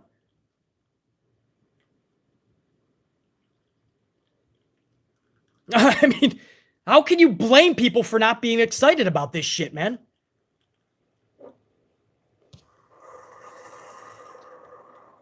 I don't know, man. Ashley Steggles, that's crazy, man. I mean, I kind of knew they were doing that type of shit. I can't believe they're just offering that type of percentages off of WrestleMania tickets. That is insane. That shows you how sad this is, man. How sad it's becoming for Vince and Kennedy. Liquidate. Vince is getting some of his highest revenues ever from streaming services and networks in other countries. When that all runs out, when your fans are no longer there, good luck, Vince. Trev Reigns, the tribal god, 10 spot. It's sad that the Viking Raiders were booked like absolute weaklings and clowns just for Bobby Lashley to come out. I wouldn't imagine War Machine being booked like that back in the day. Guys, Trev Reigns, you're right. I totally forgot about that. I was so pissed off about the Viking Raiders. I forgot to even mention Bobby Lashley came back afterwards, but we already knew that. I put up a video yesterday or the day before talking about Bobby's return. It's most likely going to be the opponent for... He's going to be the opponent for Omas. So I forgot to even mention, Bobby came out after, and everybody had an orgasm because Omas got knocked off his feet. But my thing is, McMahon's not going to let Omas just lose this match, WrestleMania, right? So is Bobby coming back just to look like a fucking idiot? Is Bobby coming back just to take a fucking embarrassing L? Probably quickly, by the way. He's probably going to get beat like a Goldberg-style match. Is Bob Lashley going to be done filthy at WrestleMania? That's my next question. But Trev Reigns, the tribal god, it's embarrassingly sad what happened to the Viking Raiders. Oh my, I got another fucking coffee here, man. I see you, Danny Green, Sam Byers, Sheriff Rivers. I'm going to get to you guys in a second. Hold on 1 second, please. Let me make some more fucking coffee. I'm not going anywhere. I'm going to chill for a second. Over 250 on the ups, man. We're going toward 300 now. I appreciate that, guys. Thank you for taking a moment to click that as we head toward 300 now. You guys are fucking rocking. Put some fucking cream up in this bitch.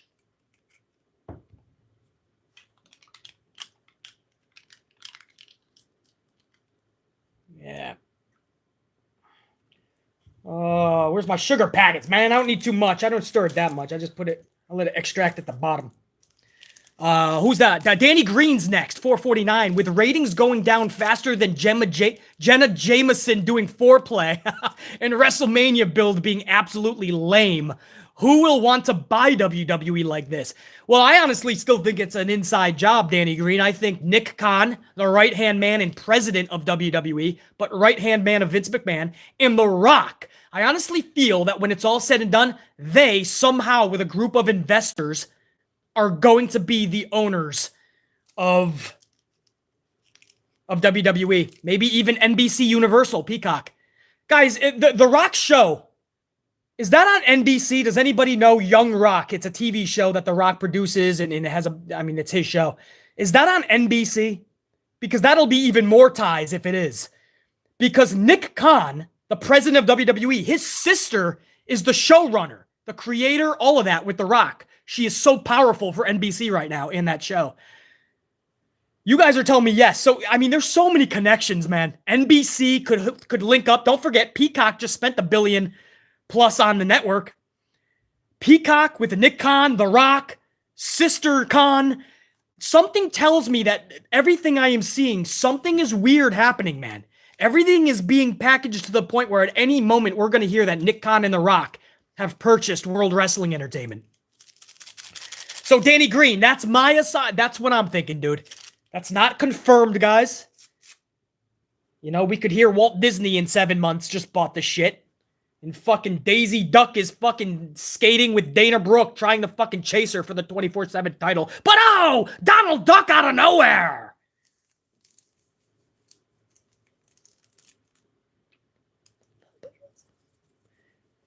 Mickey Mouse as your fucking world champion. That would let David Arquette off the hook. Mickey Mouse becomes your champion. Oh, did you guys see that? See you real soon. Mickey Mouse is running out the fucking back door. You guys can't catch me. Oh, man. We're losing it, bro. Catch me if you can. I'm taking off. See you real soon. Fuck you, Roman. I'm having a ball with Mickey. Mickey would probably be better than fucking anything, right? Minnie Mouse is chasing him down with a fucking sledgehammer. Oh, man. Oh, brand new fucking Dunkin' coffee. We're ready to rock, guys. Anyway, Danny Green, I think The Rock, Nick Khan, Sister Khan, NBC, I think they're all in cahoots, man. Sam Byers just leaves a 2 spot. It says WrestleMania. Oh, no. Oh, WrestleLamia. I got you, Sam Byers. I see what you did there. WrestleLamia.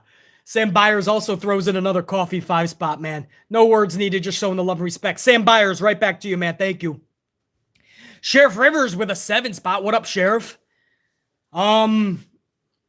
Sheriff Rivers says, missed the show due to work, but what the fuck was the point of giving us 2 Mania matches?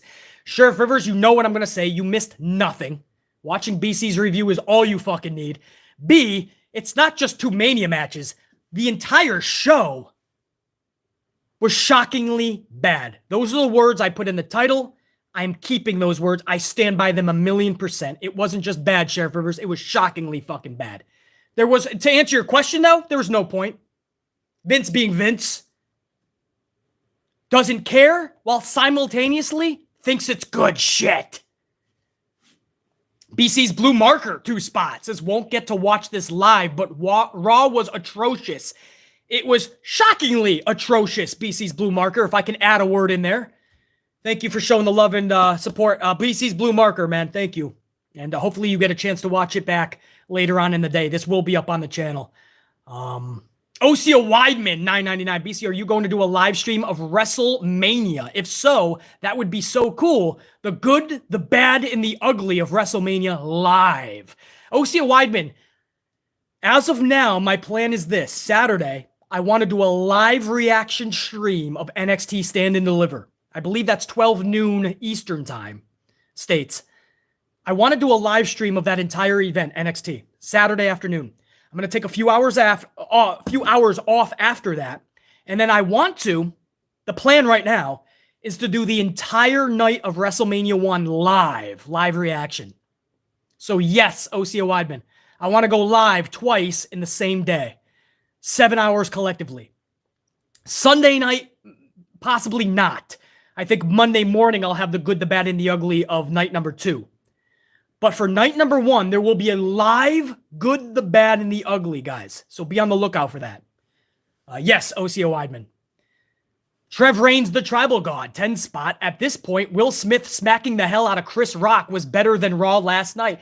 Bro, that got headlines galore, bro. I couldn't believe Will Smith was acting that way. This was the coolest cat around, man. Will Smith is just the coolest dude. He was an icon growing up. His show was right before Monday Night Raw back in the day on NBC. Fresh Prince of Bel-Air. A lot of young people just know that it's a good show today. You don't even know, man. Back then, we lived by that show. To see him act like that, Jada Pinkett did something to him. You could see he was in tears afterwards. Jada Pinkett has broken this man down, bro. And I feel so bad for Will Smith. This is a shell of what he once was. He was laughing at that joke. And then he turned to his wife and she was like, you want to sleep on the couch, bitch? And then he jumped up and smacked the hell out of Chris Rock. That wasn't standing up for his wife. That was not wanting to sleep on the fucking couch. Trev Reigns, the Tribal God. Christopher Blackshear, $1.99. I didn't watch Raw. Hell, I might not watch Mania. Christopher Blackshear, just tune into BZ, bro. Play a fucking video game and just listen to BZ. I'll call the action for you, dude. Christopher Blackshear, thank you, man. I don't blame you at all. PB Silipride, $4.99. Sorry, it has been so long since I have been to a live chat. Working nights, working 7 days takes a toll. I am here now. Much love to the unit. Right back to you, PB Silipride. Get that money, dude. Rock shit out. Fuck the world up. I love to hear that, man. Work 24/7, dude. You'll feel so fucking good about it. PB Silipride, appreciate that. Carlos, man. Haven't done a proper salute to Carlos Ray in a second. Carlos, before I even see the Superman, let me give you some love and respect. It's over to my tried and true Carlos. 20 spot, man. 4 fucking, that's a couple boxes of coffee fucking pods. What kind of creamer are you using? It looks really good and light, question mark. Salute. Salute to you, Carlos. I'll tell you right now, dude. I don't even know. It's not flavored. It's regular half and half Land O'Lakes. I only use 2. I don't like my coffee too tainted. So I like to put a couple creamers, give it a good texture. I put the sugar, I like to let most of that sit at the bottom so it's extracted. I can speak. It's extracted throughout the drinking process. If you stir it too much, it becomes just too muddied. I don't want my coffee that muddied. The water, the sugar at the bottom should just extract. So I'm using just half and half from Land O'Lakes, man. Land O'Lakes. I think that's the butter company. Anyway, Carlos, much love and respect. I appreciate it, man. William F, same thing. William F, salute, dude. Give a salute over to William F, my tried and true. William F with a 10 spot says, except for Becky, waste of 3 hours. My son has stopped caring about WWE and won't even watch. It's the worst WrestleMania coming up ever. He leaves a question mark. No question mark, William F. You're for sure accurate. You're telling no lie. This is the worst build to WrestleMania I've ever seen. We've seen it over the past several years become consistently worse. This, I don't know how you can top anything worse. And the only thing worse is that Vince made this 2 nights now. So it's double the fucking misery. And as far as your kids stopping, I mean, you know it's sad, guys, when people's kids, even William F's kid, and many of you guys have told me your kids can't even watch it anymore. It's sad when they're basically promoting to kids, I mean, scooter races, and people dressed up as bunny rabbits and having squirt gun fights, like Miz and Morrison were involved in, and pancake throwing with the new Piper Niven dewdrop dancing all the time. It's promoted and booked toward kids, you would think. Even kids are like, this sucks. A bag of dicks. Because it does suck, a bag of dicks. So William F, it absolutely, your kid is right, you're right, this fucking sucks. It's shockingly bad, and it sucks. And that's why there's a channel like this. I want to see it succeed. I'm here to try to tell them they're fucking outs, they're bads, they're awfuls. Listen and get better. Don't just go, he's the negative podcaster. He's the mean guy on YouTube. How about you listen to my words so this gets better? Trev Reigns, the tribal god, 10 spot. With or without the championship, Rico shit still gets tragic and downright horrendous booking. The strap is nothing but a toy to Vince McMahon. They gave the strap to him just to shut us up. Just like Asuka, just like Shinsuke Nakamura, and so many others. They put the title on him, and then they go, why are you guys still complaining? Isn't this what you wanted? No, we didn't just want them with titles. We wanted their booking to be better. Asuka got the title. Her booking became even worse. Holding the hand of Lana and Charlie, getting no title defenses, aside from maybe Alexa. Shinsuke gets a title, and then he's gone for fucking every month. 1 month when he was injured, okay. Every other week, he was there. Vince puts a title on them and then books them even worse. And then he turns around and goes, see, the fans are so fickle, they complain even when they have titles. But you look at how Rico shit his book since he won the title. He's losing every fucking match. The worst way imaginable aside from a fruit roll-up.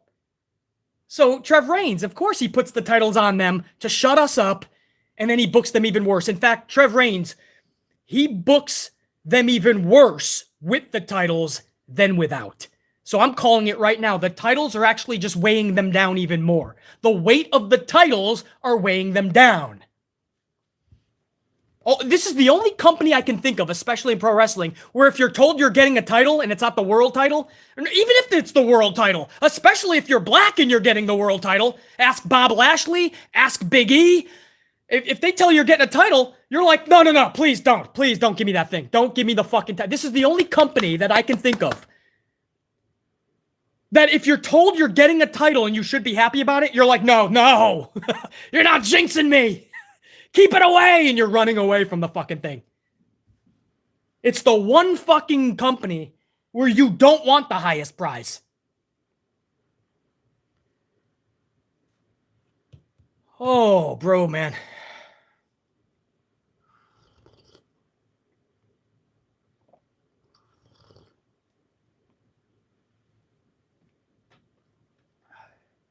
That's right. I said it. Big E was done filthy. And I swear, if Bobby Lashley is done filthy on Saturday or Sunday, whenever that match is going to go off, man, you're going to hear me rant and rave about that as well. Oh, not even done. Hold on, guys. Hold on. I'm not done. Hold on. That was Trev Reigns. Pimpe Sue, Spice Spot Coffee. At this point, it has to be done on purpose. Pimpe Zeus, there's no doubt this isn't just buffuckery by Vince. I mean, you have to believe that he's trolling the audience. He knows what we want, and he's just going to do it his stubborn-ass way. Because you're right. A show cannot be this awful 5 nights away from Mania. You cannot book a show like this. You cannot put your talent like the Viking Raiders. The Viking Raiders, the Street Profits, Ricochet. You can't put all of them in segments like this and go, this is good. This is going to do wonders for their career. This is going to make everyone excited without it being done on purpose. Pimpe Zeus, I don't see a lie detected there. Osea Weidman with another $9.99. Osea! Thank you, man. Always good to see Osea Weidman up in here. You know that. That's the second super, too, by the way. BC, Vince's father warned him that this would happen if he went to war with the other territories. Well, eventually that was going to come back to bite him in the ass. But Vince actually succeeded, though. When it was all said and done and the smoke settled, Vince won. He won the game. He even beat WCW. Nobody could fuck with this guy. Vince McMahon became his own worst enemy and started fucking resting on his laurels and not producing anything for the future. If you think about it, there's no larger-than-life superstars at WWE right now. The one guy was Bray Wyatt, and he fucking got thrown to the wayside like he's yesterday's trash. Roman Reigns, maybe? Brock Lesnar, but he's so part-time. I mean, Brock could leave next month, and you're left with nothing. So I guess Roman Reigns would be it, because Vince does not want to build to the future. So Vince screwed Vince when it's all said and done. If you don't have larger-than-life wrestlers, who the fuck are we giving a shit about in the future?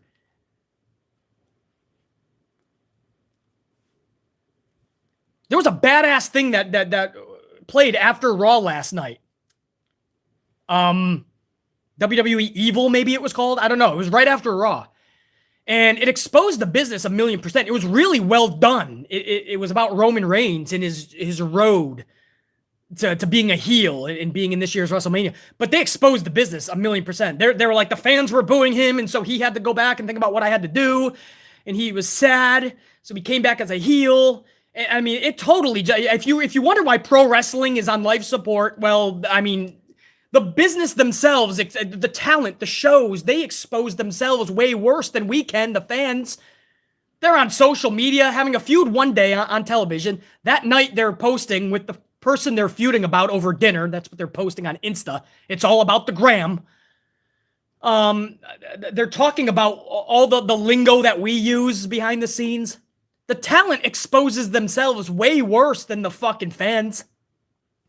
So this show was well done. It was just totally... I could not imagine being a fan today and like just having the business so easily exposed. It was insane. Again, it was like a documentary or something. It was about Roman. I believe it was called like a WWE Evil or some shit. But it was well done. It was just so exposing, man. But Roman is it, I guess. He doesn't build anybody else. This was sitting in their lap. Big E gets the fucking world title. Now all you gotta do is just book him like a beast. Let Big E rock away from the New Day. No more juke and jiving. No more pancake throwing. Big E wanted it too. You could tell he got more serious. He was into it. He got jobbed out to fucking Roman. And he got his belt taken a few weeks later. And then he quietly got moved over to the Blue Brand, where he got thrusted back into a fucking tag team, playing around with Ridge Holland, a guy greener than Lambeau Field grass. Almost breaks his fucking neck. And who knows, Big E may never wrestle again. because he's playing around with bullshit. It reminds me when Ember Moon broke her leg chasing around the 24/7 title because Vince McMahon couldn't give her the time of day and the respect to give her a fucking championship run or a meaningful storyline. Ember Moon is amazing. Athena is amazing. And she's chasing around a fucking Target Walmart title.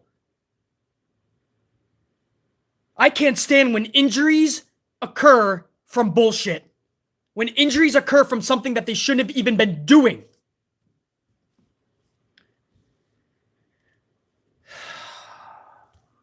Chubless the Bear, one spot, just showing the love. Chubless, appreciate it, man. Right back to you. Dave Mealy, what up, Dave? Let me give Dave, man. Proper salute, Dave.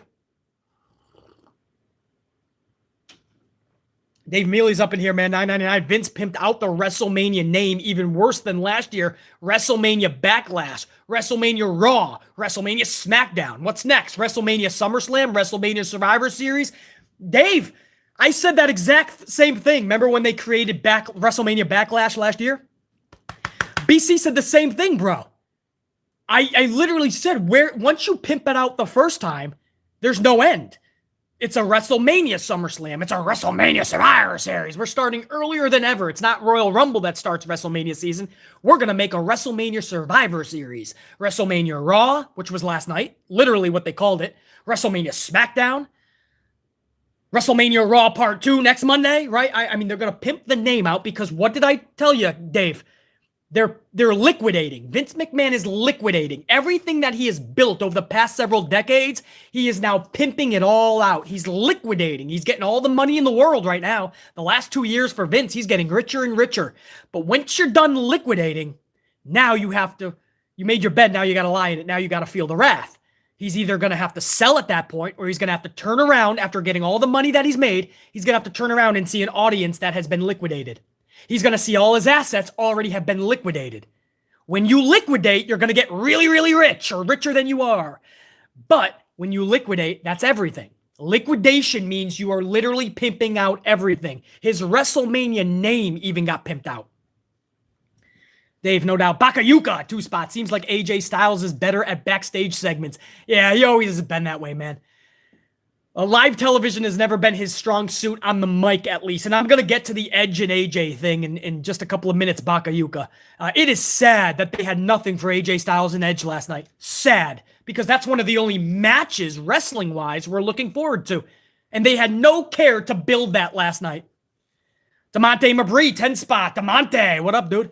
Vince McMahon may hate his fans, but why he always sacrificing awesome talent and gives them bad booking to show us how much he can't stand us. It's so frustrating to watch what WWE has become. Shake my damn head. Exclamation point, DeMonte. It's like he knows what we want. He knows who we like. He knows who we want to be pushed for justified reasons. And he does the opposite. We already know from so many stories. Vince McMahon likes to troll and fuck with his own audience. Just like somebody said earlier, I think it was Pimp Jesus, when he said this has to be done on purpose. These shows being this bad. I have to feel like this is Vince just getting a laugh on this. Like he truly just wants to say, yeah, they're gonna watch it anyways. They complain, they're gonna keep watching. But he doesn't understand. We tune in out of habit and hope.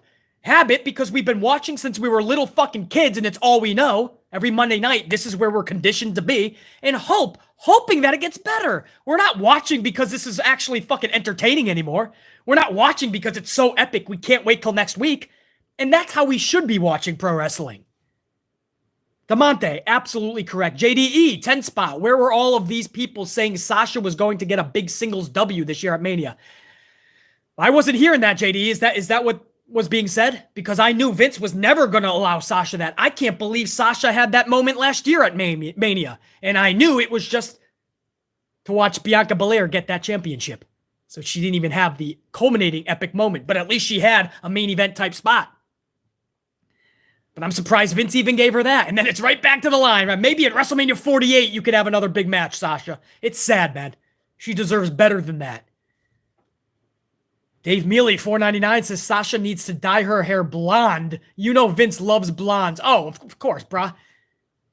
You become one of Vince's blonde bombshells, I call it. You have a 66% chance of better, 66% of a better chance to gaining titles and good stories in WWE if you got the blonde and blue eyes. But then again, you could go to somebody like Liv Morgan who started to get over, and if Vince didn't handpick her at first, Vince is not going to like that. So then even Liv Morgan gets fucking the shaft.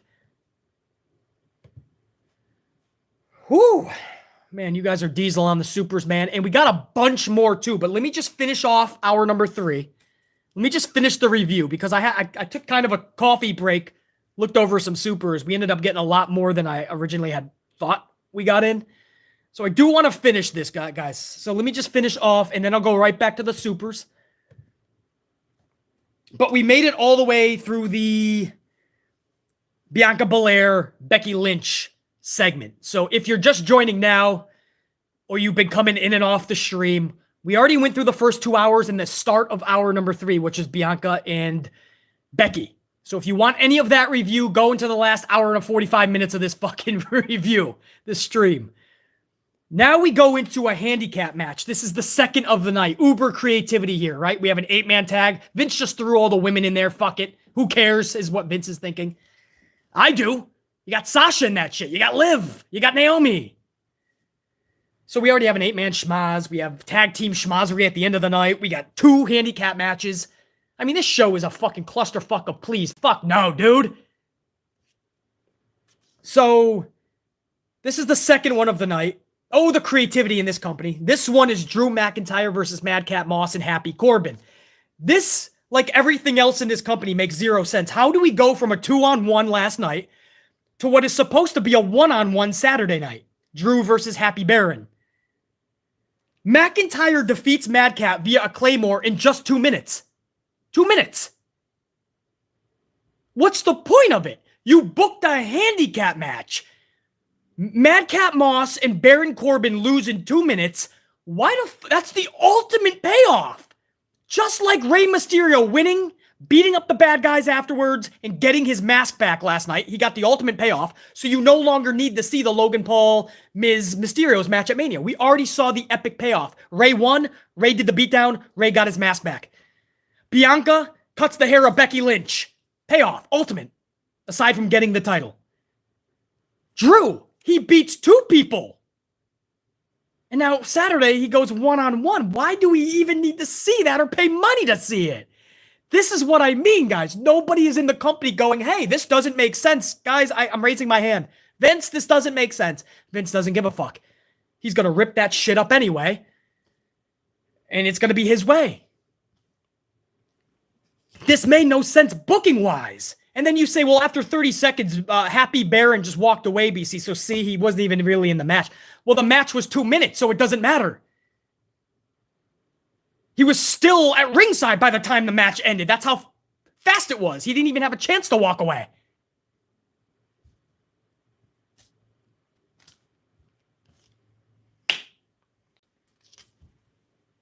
This is...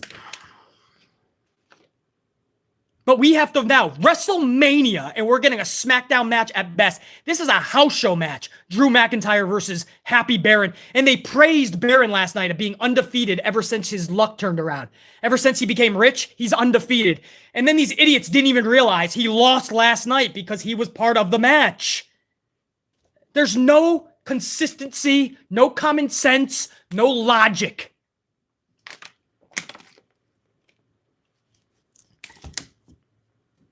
We then get an Edge promo.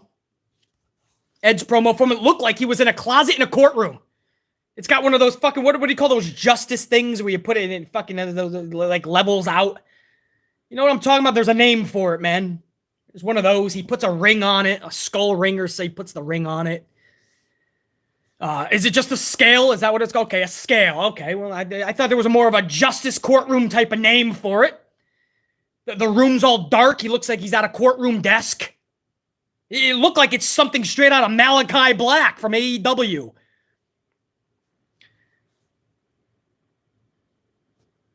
And Edge is cutting this promo in a courtroom closet. It's hard to believe that this is the go-home show to WrestleMania, and that was the final build to Edge and AJ Styles. Edge is in a dark closet.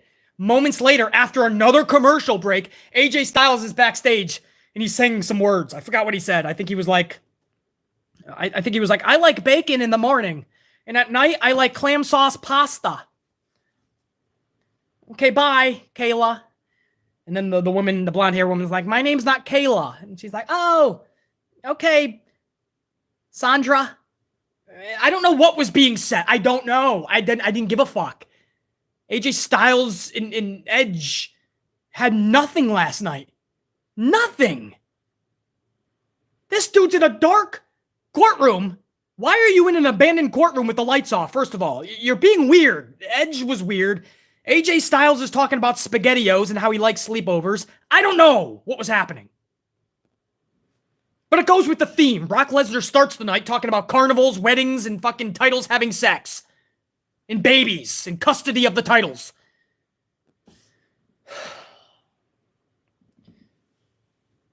So for those keeping track, we are now 2.5 hours into the show. Okay, 2.5 hours. Only a half an hour remains, okay? That's 1/6 of the show remains. We're 2.5 hours into a 3-hour show. And we've only gotten 12 minutes of wrestling. 12 minutes. You got the 2 minutes and 10 seconds from hour 1. You took the 8 minutes from hour 2 because I'm not counting the wrestling that was done when they were in commercial. I'm not going to count that. No.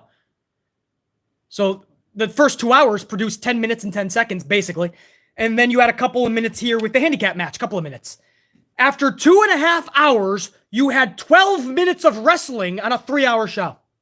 If it wasn't for the main event giving you another 15, making it a 27 minutes of a wrestling show on a 3-hour show, you would have had 12 minutes.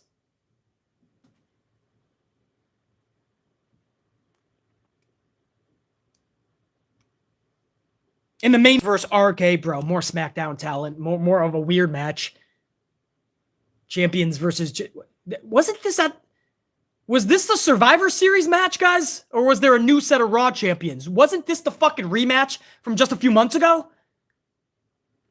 What was the Survivor Series? I thought this was the same fucking match that we saw at Survivor Series. Then why the fuck would I need to see it 5 days before Mania?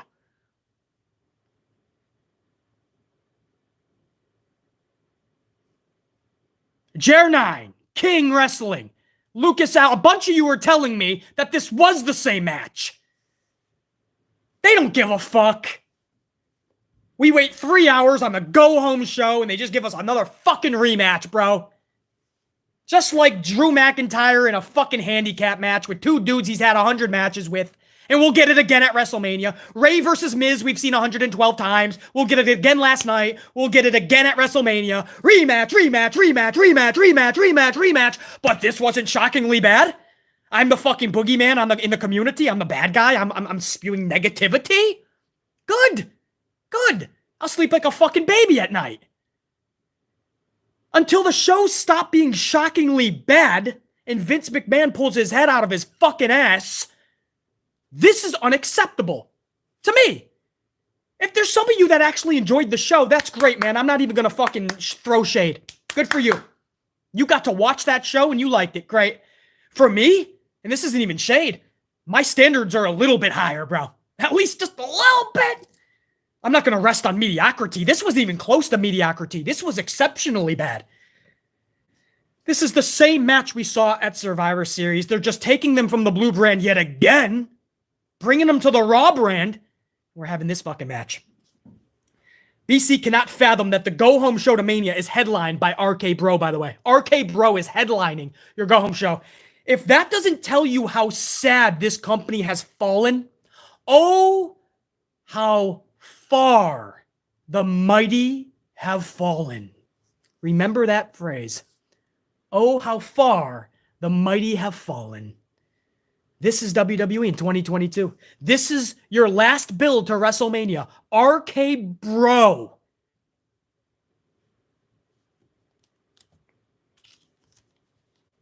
If that doesn't tell you how sad this company has gotten to, the points, the levels. It ends in a schmaz when the Profits and Shinsuke and Boogs all get involved. And then the show ends with Orton and Riddle completely destroying Montez Ford and Dawkins. Numerous RKOs on the Street Profits. What the fuck? Their faces. Do you understand? I have to get a sip of coffee before I totally just flip the fuck out. By the way, I just saw that, guys. Over 300 on the ups, man. Thank you. That helps the algorithm. On our way to 350. What up, unit? Thank you guys for taking a moment, man. Much love and respect.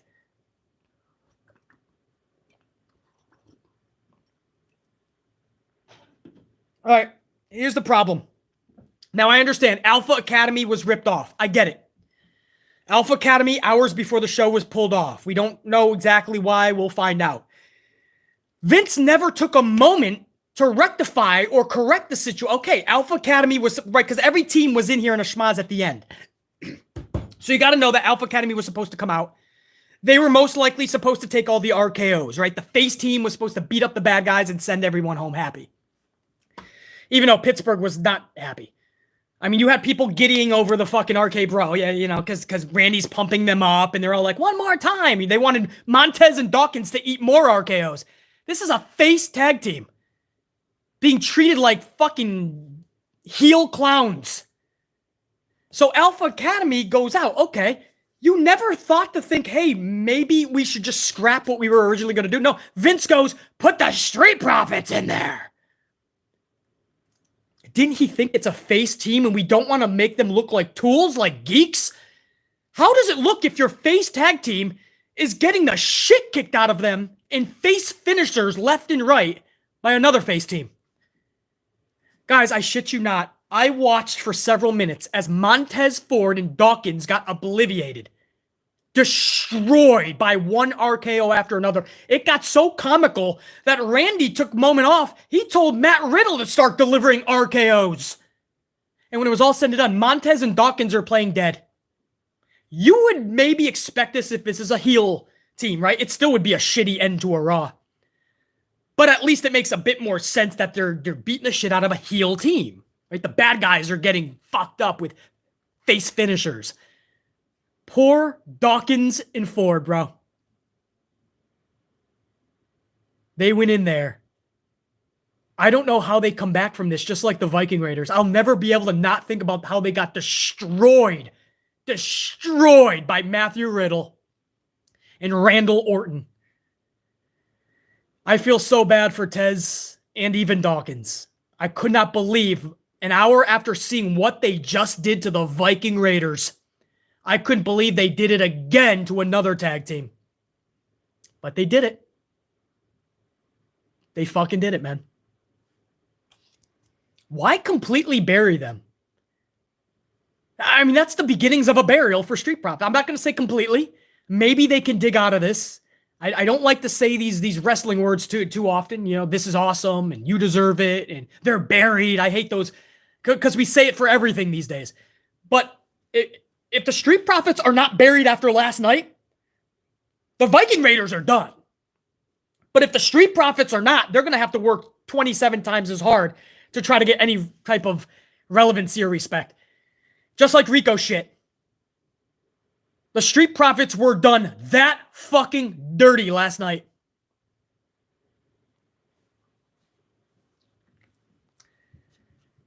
I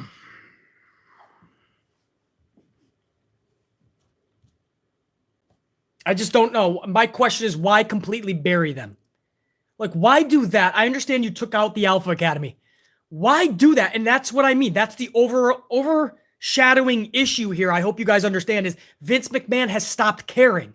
He's lost touch with the industry, not just his own product, but he's also lost the feeling of caring. There's no more passion with Vince in pro wrestling. There's not. He hates the word anyway. But there's nothing left for Vince to care about. So he takes talents and he doesn't give a fuck about how he books them anymore. Because there was no reason to bury the Viking Raiders, to completely bury a champion like Ricochet completely last night. That's it. He's done. He's Ricochet forever now. After that booking, there's no reason to bury people like the Street Profits. You can keep going. The United States champion over on fucking Raw, Finn Balor, was he even? I don't even think he was a part of the show, was he? I don't even think your US title holder was even a part of the show last night because there was so much SmackDown talent. So he doesn't have a match, just like the IC title. Finn also doesn't have a Mania match. He's going to be in that stupid Andre the Giant Memorial Battle Royal. I love Andre the Giant. I can't stand that Battle Royal. It's where all the jobbers go that can't get a spot at WrestleMania. So that's where you're going to find Finn Balor next Friday night, this upcoming Friday. Not at WrestleMania. So not only does he not have a Mania match, they couldn't even find time to put him on the fucking show. Because I'm getting confirmation in my chat that he was not on the show. I mean, I'm giving you guys a million reasons why this was shockingly bad last night. Some of you guys may not even think about it, right? Because you're so like used to how bad Raw is that you probably thought maybe, I didn't think it was that bad last night, was it? I mean, there were some good promos. And right, and then you hear BC go over it and you're like, wow, dude, dissecting it like this was horribly fucking shockingly bad. I mean, just going over it with you guys, I already knew it was shockingly bad. Going over it again with you guys, I realize it's even worse than I originally imagined it to be. But my question for the end of this show, why bury the Street Profits the way you did, as if they're a fucking useless, thrown to the wayside jobber heel team? Treating them like they're Dolph Ziggler and Robert Bobby Roode. Which is sad enough, because Dolph could have been something way more. I used to love when Dolph was with Big E and AJ Lee. Man, I could have booked them so awesomely. But Dolph Ziggler became just fucking nothing. I actually like what he's doing with NXT 2.0. And I know nobody watches NXT 2.0, but I thought Dolph has been pretty good with Tommaso and Braun Breaker over on NXT 2.0. But Bobby Roode has gotten nothing either. Anyway, my point is Street Profits are being booked just like them. That's bad, though, because they're a face team and they deserve a little bit better than that. And it's so important that you give them better booking because it's still so young in their career. It's senseless. To bury them like they did last night is senseless. I can't stand, and I want you to understand these words. How passionate am I about how much I hated this show? Or could not stand it? I love pro wrestling. I still love WWE, believe it or not, even though I can't stand Monday Night Raw. SmackDown is at least 67% better. This show, there's something about Monday Night Raw that is just... I mean, it's like they go out of their way to be exceptionally bad every week to try to top themselves. I want you to understand these words, man. I cannot stand the incompetence and the laziness of this company to produce shows like we saw last night. Incompetence, laziness. It is negligence. It is recklessness the way he books. Vince McMahon books his talent. Negligent and reckless. This show, this season, this Mania is an epic fail. You see it in the fucking thumbnail. That's exactly what I will reiterate. This Mania season, this show, this product, this company is becoming and has become an epic fail.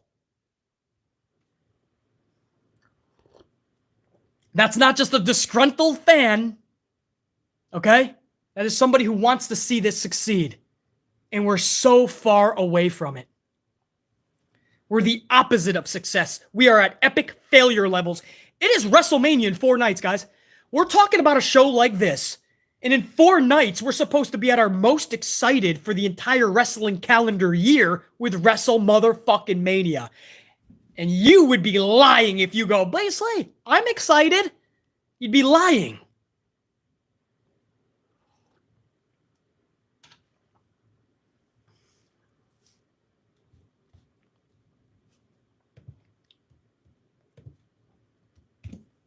I'm going to take it to the chat right now.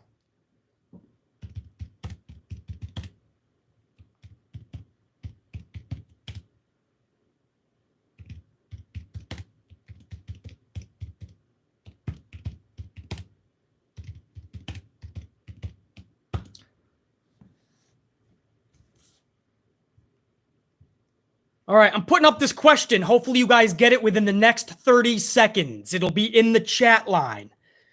So if you see it, I'm asking you guys a simple question. I need at least 100 of you to participate for this to be legit. I need at least 100 people because you can't do a percentage unless you have 100. Something tells me you guys will rock it, though. I'm asking you guys, are you guys excited? Excited, like you have this feel, you cannot wait because there's epic shit going on. Are you excited about WrestleMania this year?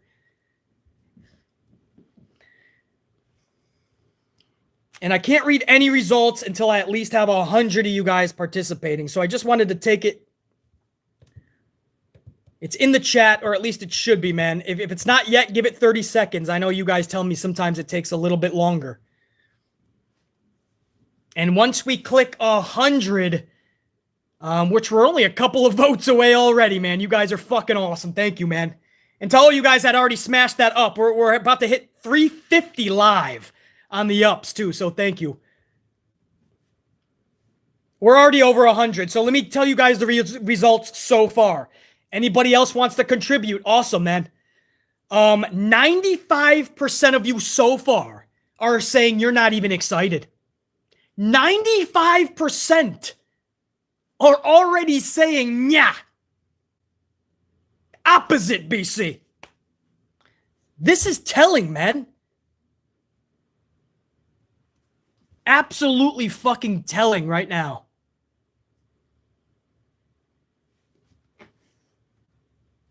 Insane, man.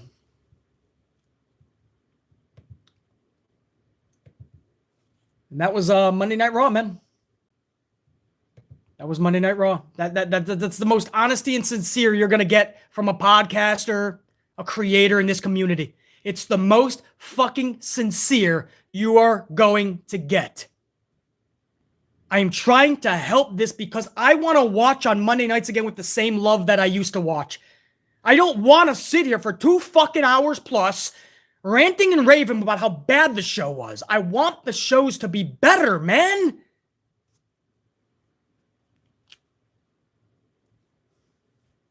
I'm trying to help. I don't understand what people are not understanding. You think this is a shtick or a fucking gig that I do? Oh, it's the Amplified, man. Can't wait for him to fucking rip the show apart.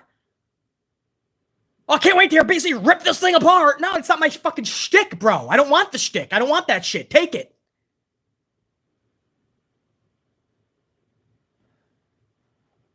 This is fucking bad.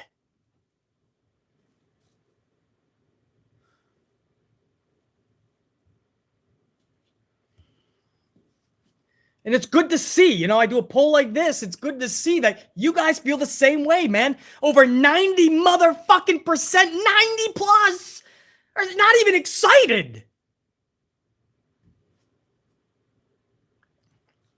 65% not excited is not good.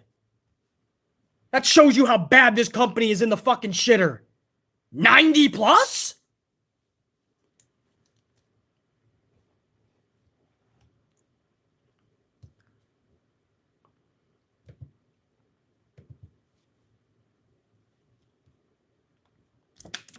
So let me go over, man. First of all, 2 things. To all you guys. Now, the hundreds of you that have tuned in live, man, I know a lot of you guys, it's a long stream. It's over 2 hours. It's in the middle of the morning or day. A lot of you guys have to come in and out. I get it. But for the hundreds of you that did chill with BC during this review, I appreciate it. I appreciate you listening to BC. And even if you can't stand BC, or you hate the yelling, or you wish I was more positive, I hope you understand that most of my words, at least, are just trying to help. I'm accurate in my words. Thank you for joining. The review is over. Have a good day. Kick ass. Stay amplified to you guys. The review is done. If you guys want to chill for a little bit longer, I'm going to go over some supers. So if there's anybody that wants to chill for a few more minutes, BC is going to stick around. There was a few more supers that came in, so I'm going to chill for a little bit, enjoy the rest of my coffee, and we'll shoot the shit. But for anybody that was here just for the review, I appreciate it. I really do, man. And stay amplified. Whoop that ass. Keep coming back to the channel during the week. I'll have updates and all that great shit. Great shit. It's great shit. As we head toward WrestleMania. So, salute to all you guys, man. I'll let everybody clear out before we continue, man. We'll start a little bit fresh.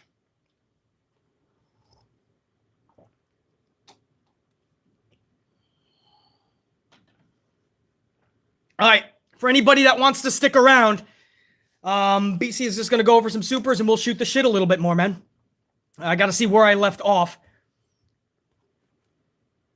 Where did I leave off? Hold on. Oh, I think it was Dave Mealy talking about Sasha just needs a dye her hair blonde to get the fucking respect. So I got Dave. Baka Yuko with that $5. Baka says Seth and Becky is hitting home runs on a weekly basis with their current gimmick ever since the return after RAW was born. Big love and respect to both for their work. Baka, I agree with you, man. They take a lot of flack, but Seth Rollins is doing everything in his power to make that character work. And Becky Lynch, whether you love her or hate her, for any reason, Becky has been really good these last several months ever since the Lita feud. Like, the only moments that I can think of that I gave any fucks, a lot of it was Becky segments. So I agree, Baka. It's not a popular opinion, though. Pile driver finisher 2-spot. Entertainers go to WrestleMania, not wrestlers. No doubt, pile driver. And so I expect to see the JAS at WrestleMania, right? Pile driver finisher. Chris Jericho, Danny Garcia. 2.0. JAS, man. Jake, fucking, almost called him fucking Jack Swagger. Jake Hager. I get it right, man. Well, he's a sports entertainer. If he goes back to WWE, he's fucking Swagger again. But yeah, JAS over at WrestleMania. Could you imagine that invasion? That'd be funny shit. Baka, Pile Driver, Dave. Thank you guys, man. Christopher Blackshear 1-9. Then Adnan Virk pins Mickey. Oh, please don't. Don't bring in Adnan Virk, bro. I'd rather have Mickey as the fucking champion. If Disney buys and they want to put the title on Mickey, him over Adnan Virk. Then again, Christopher, beggars can't be choosers as long as it's not Josh Matthews. Jesse Borsler, 2-spot. WrestleMania sounds so bad this year. Hey, Jesse, I can do you one even worse. It doesn't just sound bad, bro. It's pretty bad. Like, we just went over many reasons why it's actually shockingly bad. Dante Jaron 23, $4.99. It's a shame I'm only really looking forward to the Edge vs. Styles and Rollins and his opponent Cody match. Every other match is basically a rematch. You and everybody else, Dante. You're exactly right. And that's why it's a shame they had nothing for Edge and AJ last night. A couple of quick 90-second promos, and that was it, man. They didn't even bother building. Just like Roman and Brock, they didn't even bother to add another layer to the story. They're like, we're nights away. Vince is like, what's done is done. I don't have any more time to get creative. Fuck it. Everybody just go out and say words. So Brock goes out and says words. That was it. That's the storyline. Roman comes out, says words. That's the storyline. Edge says some words in a dark courtroom. AJ backstage says some words. Kevin Owens comes out, says some words. Logan and Miz say some words. Everybody's on the mic saying words. And when it was all said and done, you got barely 25 minutes of actual wrestling in a 3-hour wrestling show. Dante Jaron 23, no doubt, man. DJ is a prodigy, 199. WWE limits all the stars so that Roman's the only one. They absolutely, and this is no shade to Roman because I'll be the first to say Roman is hitting home runs left and right. Roman is a bright spot in the product. Roman is the type of character that's needed. The title being held for a long time is needed, so it's looked at as prestigious. Old school Pedro Morales, Hulk Hogan, Bruno Sammartino. We remember that, right? But you're exactly right. DJ is a prodigy. When you only build shit around one guy, that's a major fucking botch. And that's no shade to Roman. That's shade to Vince McMahon. And he's got to be better than that and do better than that. Because we've seen really good storylines with Roman. Roman has been hitting home runs. The Jey Uso and Jimmy Uso storyline was so much fun when Roman first turned heel. We were all talking about how this is epic. This is what storylines will do. They'll make something epic when it's done correctly. The family storyline was so much fun. Even Cesaro versus Roman was fun build. Finn Balor versus Roman, fun build. What happened with both Cesaro and Finn Balor? After they lost to Roman, Vince McMahon said, "Get out of here, kid. You're not needed." And he threw them to the wayside. Cesaro was done dirty. Finn Balor done dirty. Big E done filthy. Big E was fed to Roman without any storyline because it was Survivor Series, champion versus champion. Fed to Roman. 3 weeks later, loses the title. And then 2 weeks later, he's quietly removed to SmackDown back in a tag team. Throwing pancakes and trying to get tag titles. But instead breaks his neck. So you're right. That's not Roman's fault, though. That's Vince. He just feeds people. It's always fun. Every time Roman's in something, it's usually fun. Even with this rematch with Brock, parking lot Brock is what we finally got created out of this latest rematch. I want to see more of that Brock, not just giggling and smiling. I want to see Brock smash. More Brock smash, please. Dante Jaron 23, no doubt. Oh, I'm sorry. DJ is a prodigy, no doubt. Blitzball champ, 10 spot. I feel like most of the ladies are in tag team purgatory. Do you think the same will happen when Bayley and Asuka return, as well as the next wave of call-ups? I do. It's unfortunate. Absolutely, I do.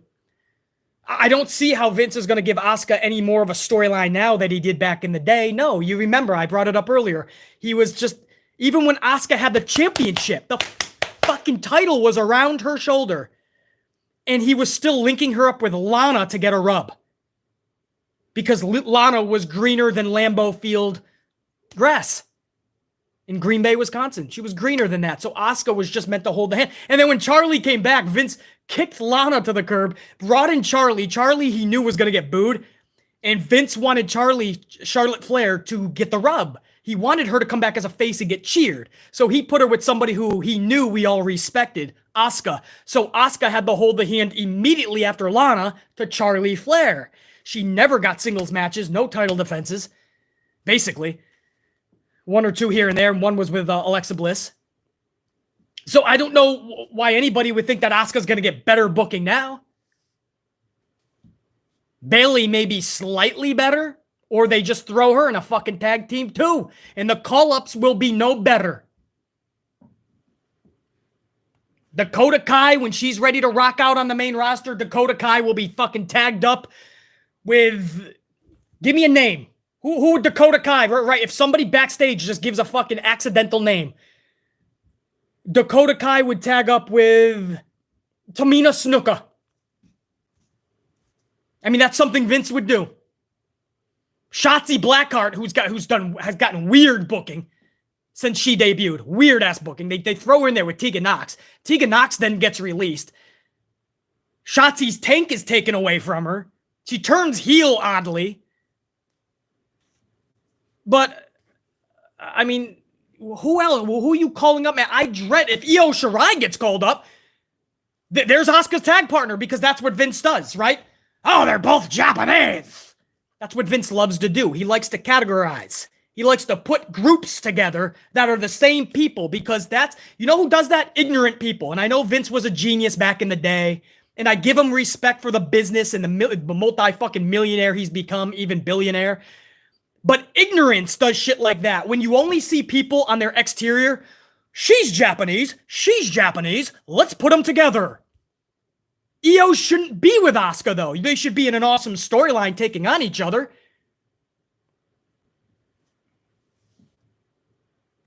How many times does he put fucking a black person with a black person? And if you got a third black person, even better, we'll create a black stable. Why? Because they're fucking black? Or do you book them based on their fucking talent, their relevancy? Crazy concept. We should have had a lot more black champions than we've had heavyweight, than we've had in the past. But Vince always likes to put them in groups and take on the Asians over there, the Japanese talent. Yeah. And that's what hurts this company. When you book ignorantly, we, the fans and the company, can't prosper. It's the fucking truth. I've already done my studies on this shit, bro. You ain't gonna try to fucking outright me on this, man. I know that shit. So if Io gets the call up, expect Io to be right there with Asuka. And we know this because he's already done this with Kairi Sane.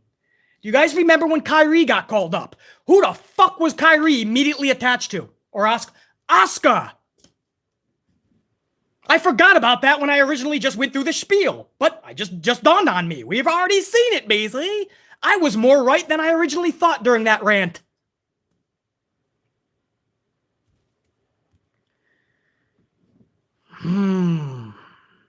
Yeah, Blitzball, exactly. They were called the Kabuki Warriors. Exactly. Thank you.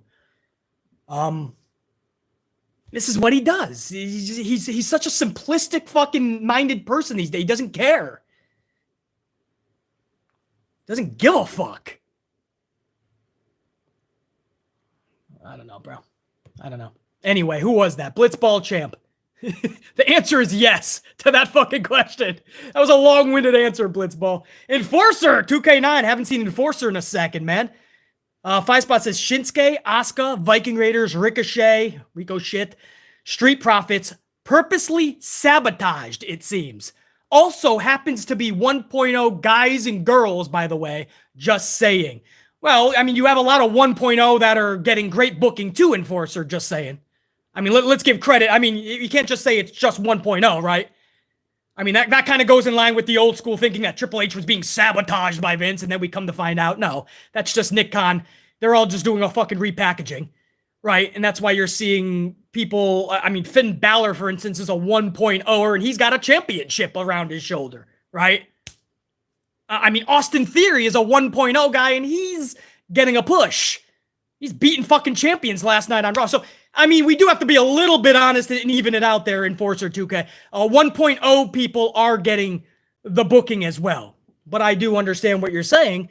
A lot of them are not. But it's like the releases, right? A lot of 1.0s got released, and a lot of 1.0s did not get released.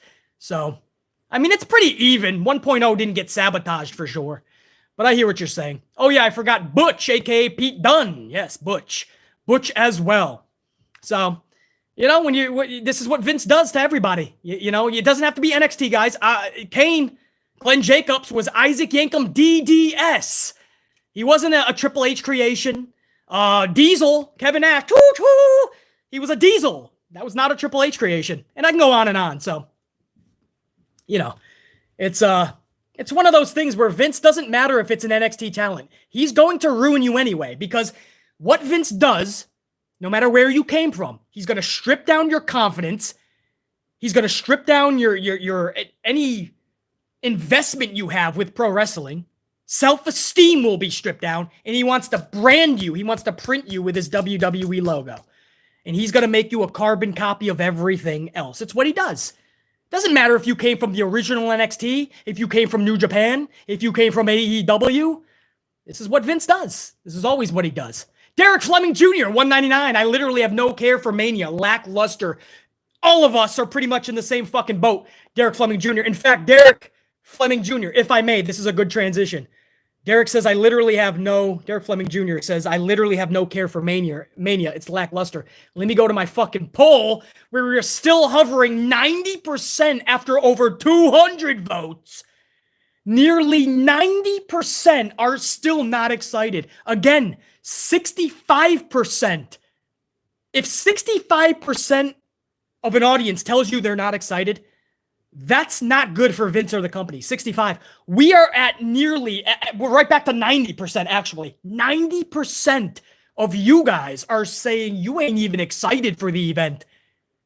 I mean, that is fucking tragic, man. By the way, the ups, we're headed toward 375, bro. Fuck yeah, dude. You guys are the best. Unique Butterfly. Yo, Unique, what up? Unique Butterfly with that 5 spot says, I will not be watching SmackDown because guess what? It's going to be the exact same format from last night. I would rather watch AEW Rampage. You and a lot of people, Unique, for sure. And Easy does it, 2 spot. I'm watching no matter what. I love wrestling. We're all with you, Easy does it. BC's right there with you. We're watching. We love it. That's why we're watching. Easy does it, says it perfectly. We're not watching because we don't like it. We're watching because we love it. We love pro wrestling. We like WWE. I almost said WCW. We want to see it succeed. That's why we tune in. So I'm right there with you. Easy does it, man.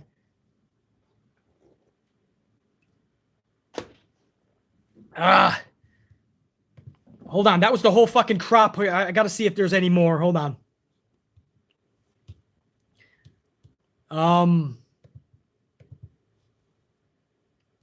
Somebody brought up Xia Li. Is it Xia Li? Listen, when Xia Li, she's already gotten called up. You would not know that. There's nothing for her. There's nothing going on with Xia Li. But when, what's her name? Fucking Wendy Wu? JR9. I know you watch a lot of NXT as well, man.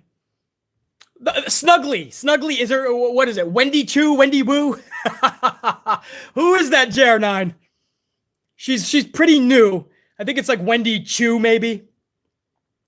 I'm on a delay. Hold on. Wendy Chu, yes. Now, Xia Li, they'll hold her off. Wendy Chu will get called up in real fast, like in 6 months, and Wendy Chu will be with Xia Li. Watch. Because they're Asian. That's how Vince thinks. But I love Wendy Chu, man. She's awesome. She's fun, dude.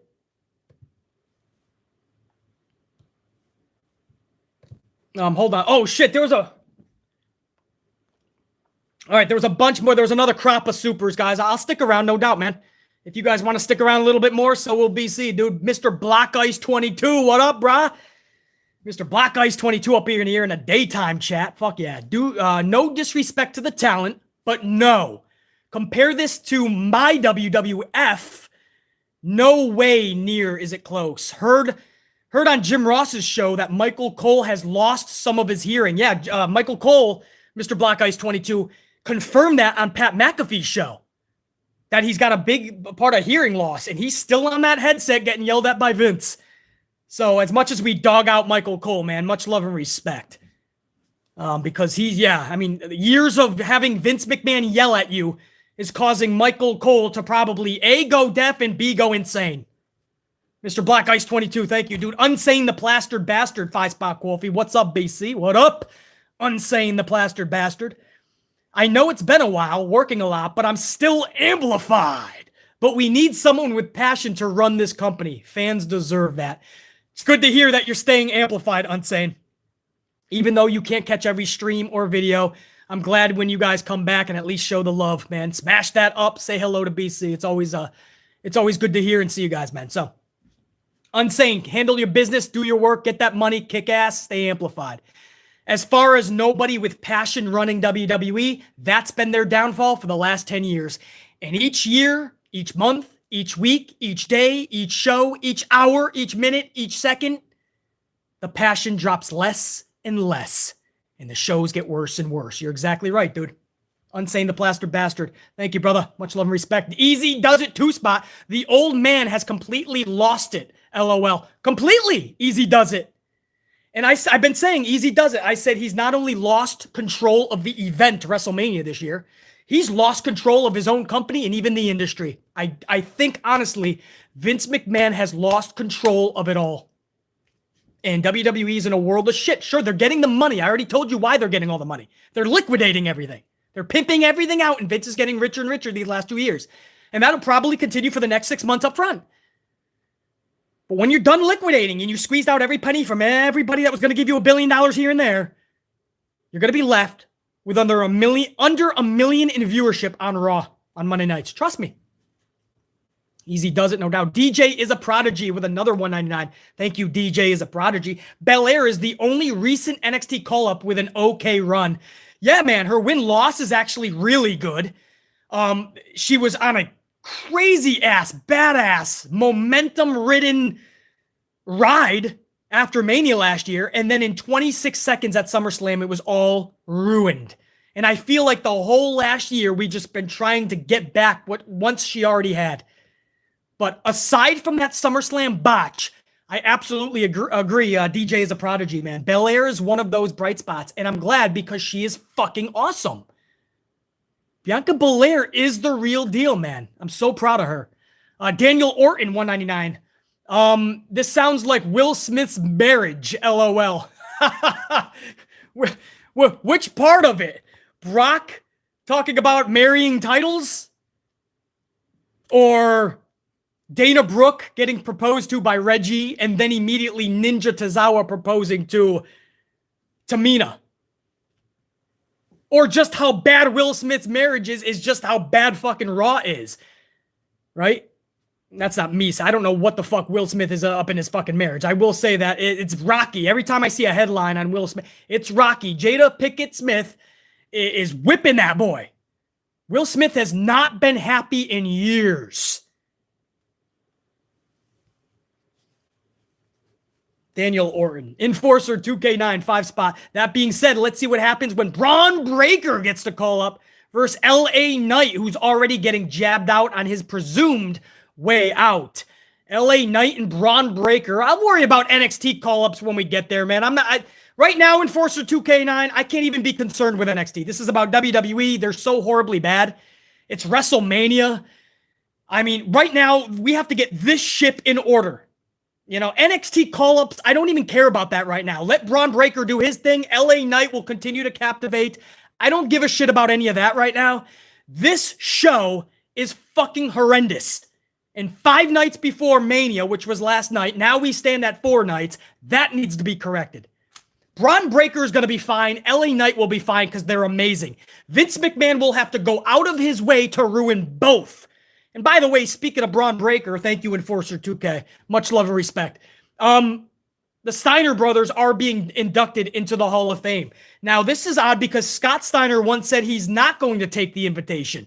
So imagine Scott Steiner the night of the Hall of Fame.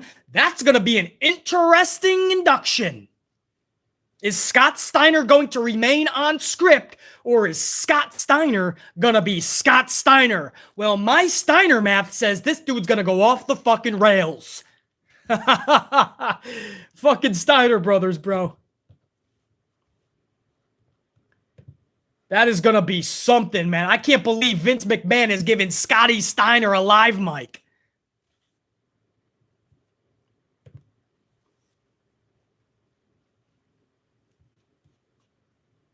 Easy does it. 2 spot. MJF is the last hope for this industry. I've been saying that, man. I'm so high on MJF.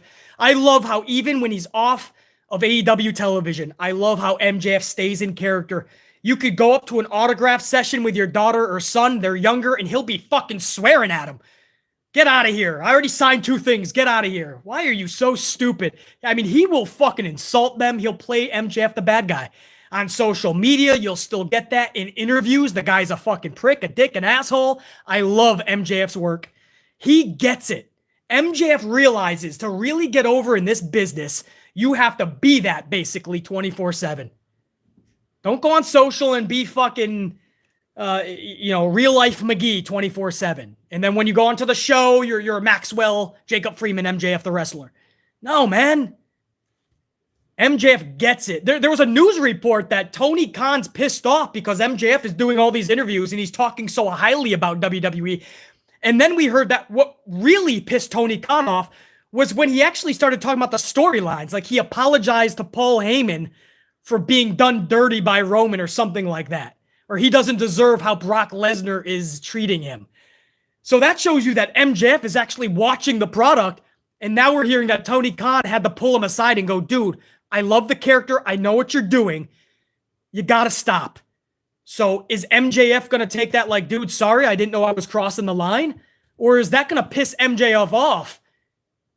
But there's a news report out there. Don't just take my word. You can Google it yourself, man.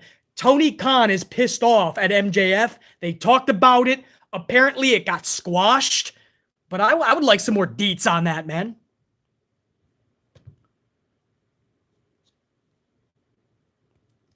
Pimpe Zeus, 2 spot. When is War Dog going to defend his title? The Interweb Streamer Championship, man. The live stream championship. That became so fucking chaotic. And on commentary, BC was so fucking winded, we have to pretty much put that on hold. Maybe one day it comes back, Pimpe Zeus. Easy does it, 2 spot. Tony Khan needs to let someone else help him book. No doubt. I think it's going to help him a lot, especially with ROH coming into play. And he really wants to give them TV time and give ROH a new breath of fresh air, a new lifeline. And if you're going to juggle both companies, man, I already think AEW is weighing down Tony Khan. So it'll be interesting. It'll be interesting to see what Tony Khan does in the future. He already said he's going to be the booker for ROH, just like AEW. I hope he lets more people help him out, because he is going to get so fucking stressed, bro. Easy does it. I agree. Unsane the Plastered Bastard with a 5-spot. Thank you, Unsane. I think it's sad that WrestleMania has come to this. No story, no plan. I've never been this less excited about an event in my life. And it's WrestleMania, Unsane Plastered Bastard. Think about that. You've never been this less excited about any event, and this is fucking WrestleMania, brah. So, and by the way, I'm right there. And look at the poll, man. We're still hovering 90%. We're going toward 300 votes. 300 we're headed to. And we are near 90% of you guys are saying you're not even excited for it. Only fucking 13, less than 20%, less than 15 are actually excited. I mean, this is a microcosm of larger audiences. It's insane, bro.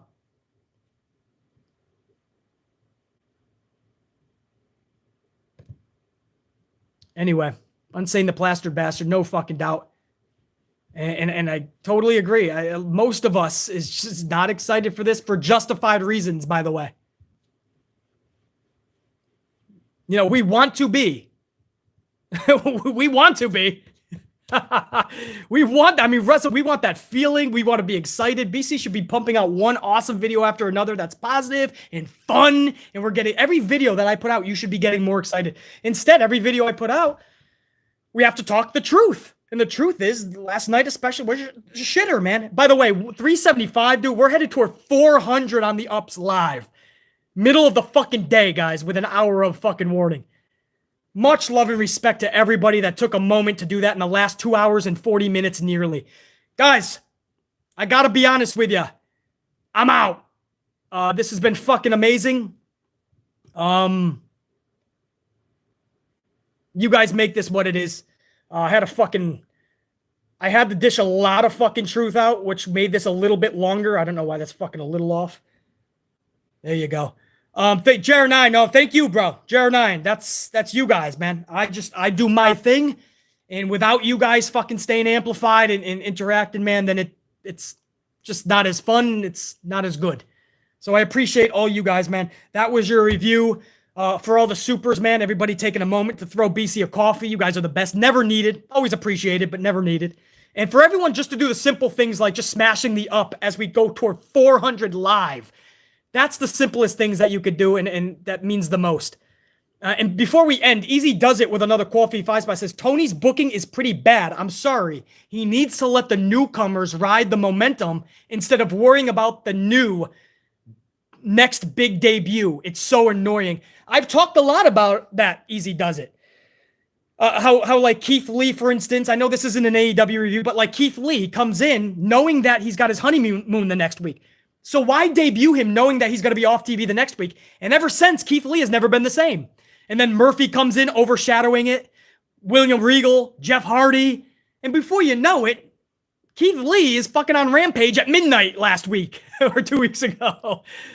Jay Lethal comes in and he can't, I mean, he's racking up wins on Dark and you know, YouTube matches and Elevation. But on TV, he's losing all the time.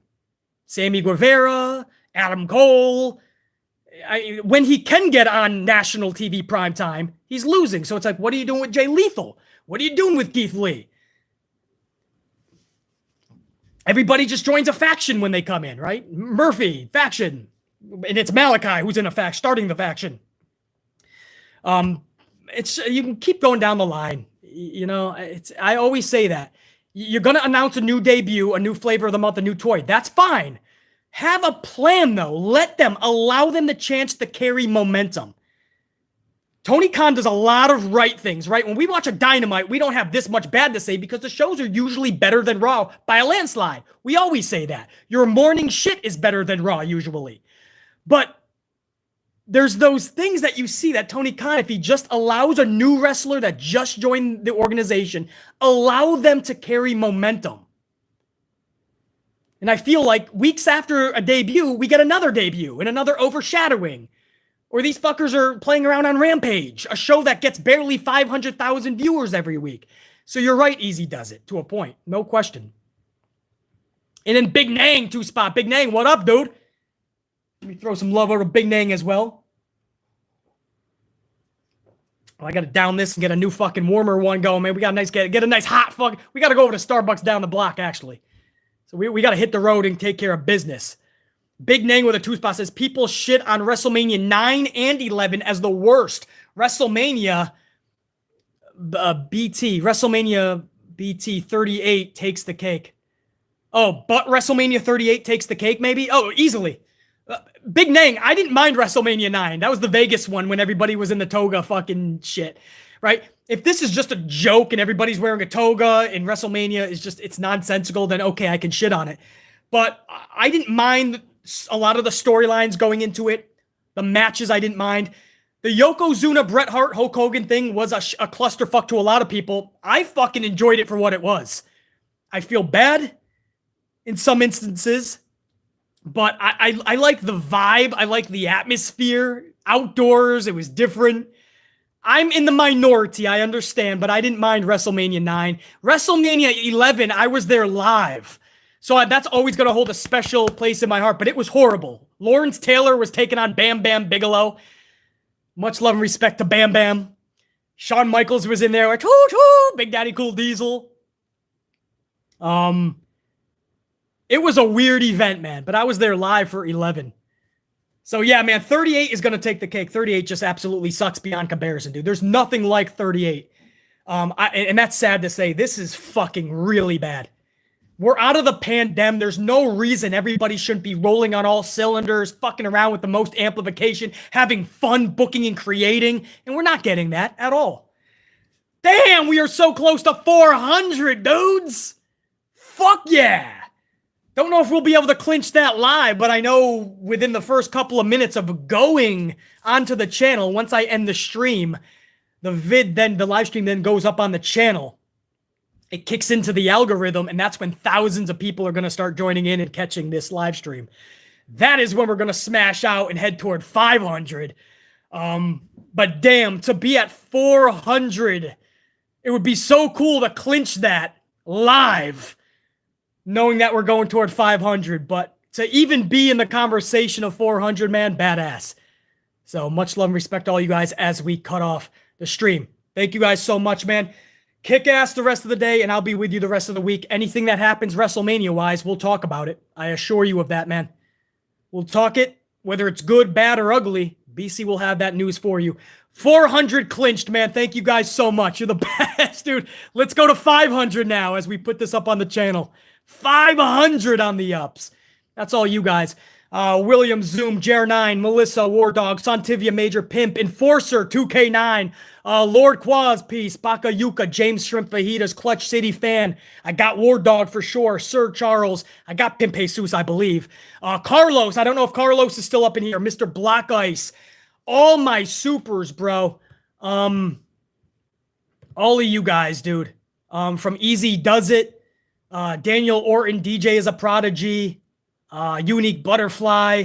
I got Enforcer. I got Blitzball Champ. Dante Jaren 23. Jesse Borsler. Christopher. Blackshear. Pile Driver Finisher. Dave Mealy. Dave. Thank you, dude, Dave. Damonte Mabry. Fuck, man. Tubeless the Bear. Osio Weidman. Trev Reigns, the Tribal God. William F. I got Carlos Ray. PB Silla Pride.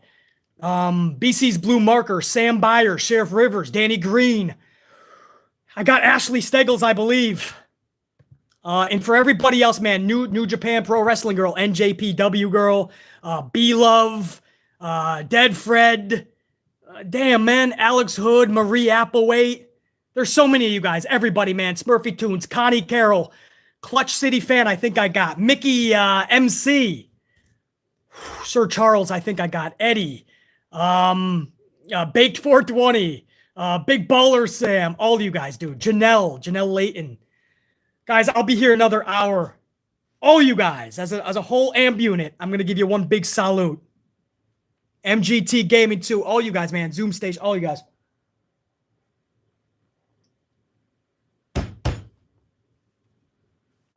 That's it, man.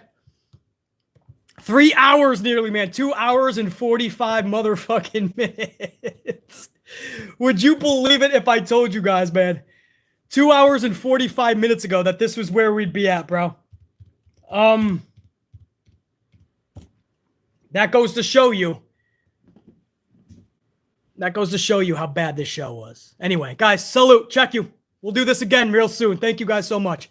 Sasha, hit my motherfucking music, please. We got to get out of here. We got to hit up Starbucks now.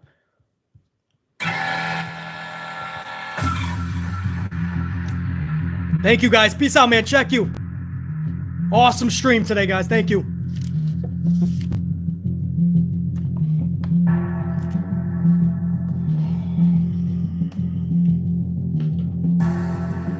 Sasha, put that on the twofold, too, please, for me. Put that on the twofold. Yeah, thank you. You're not mic'd. Thank you, guys. Check you.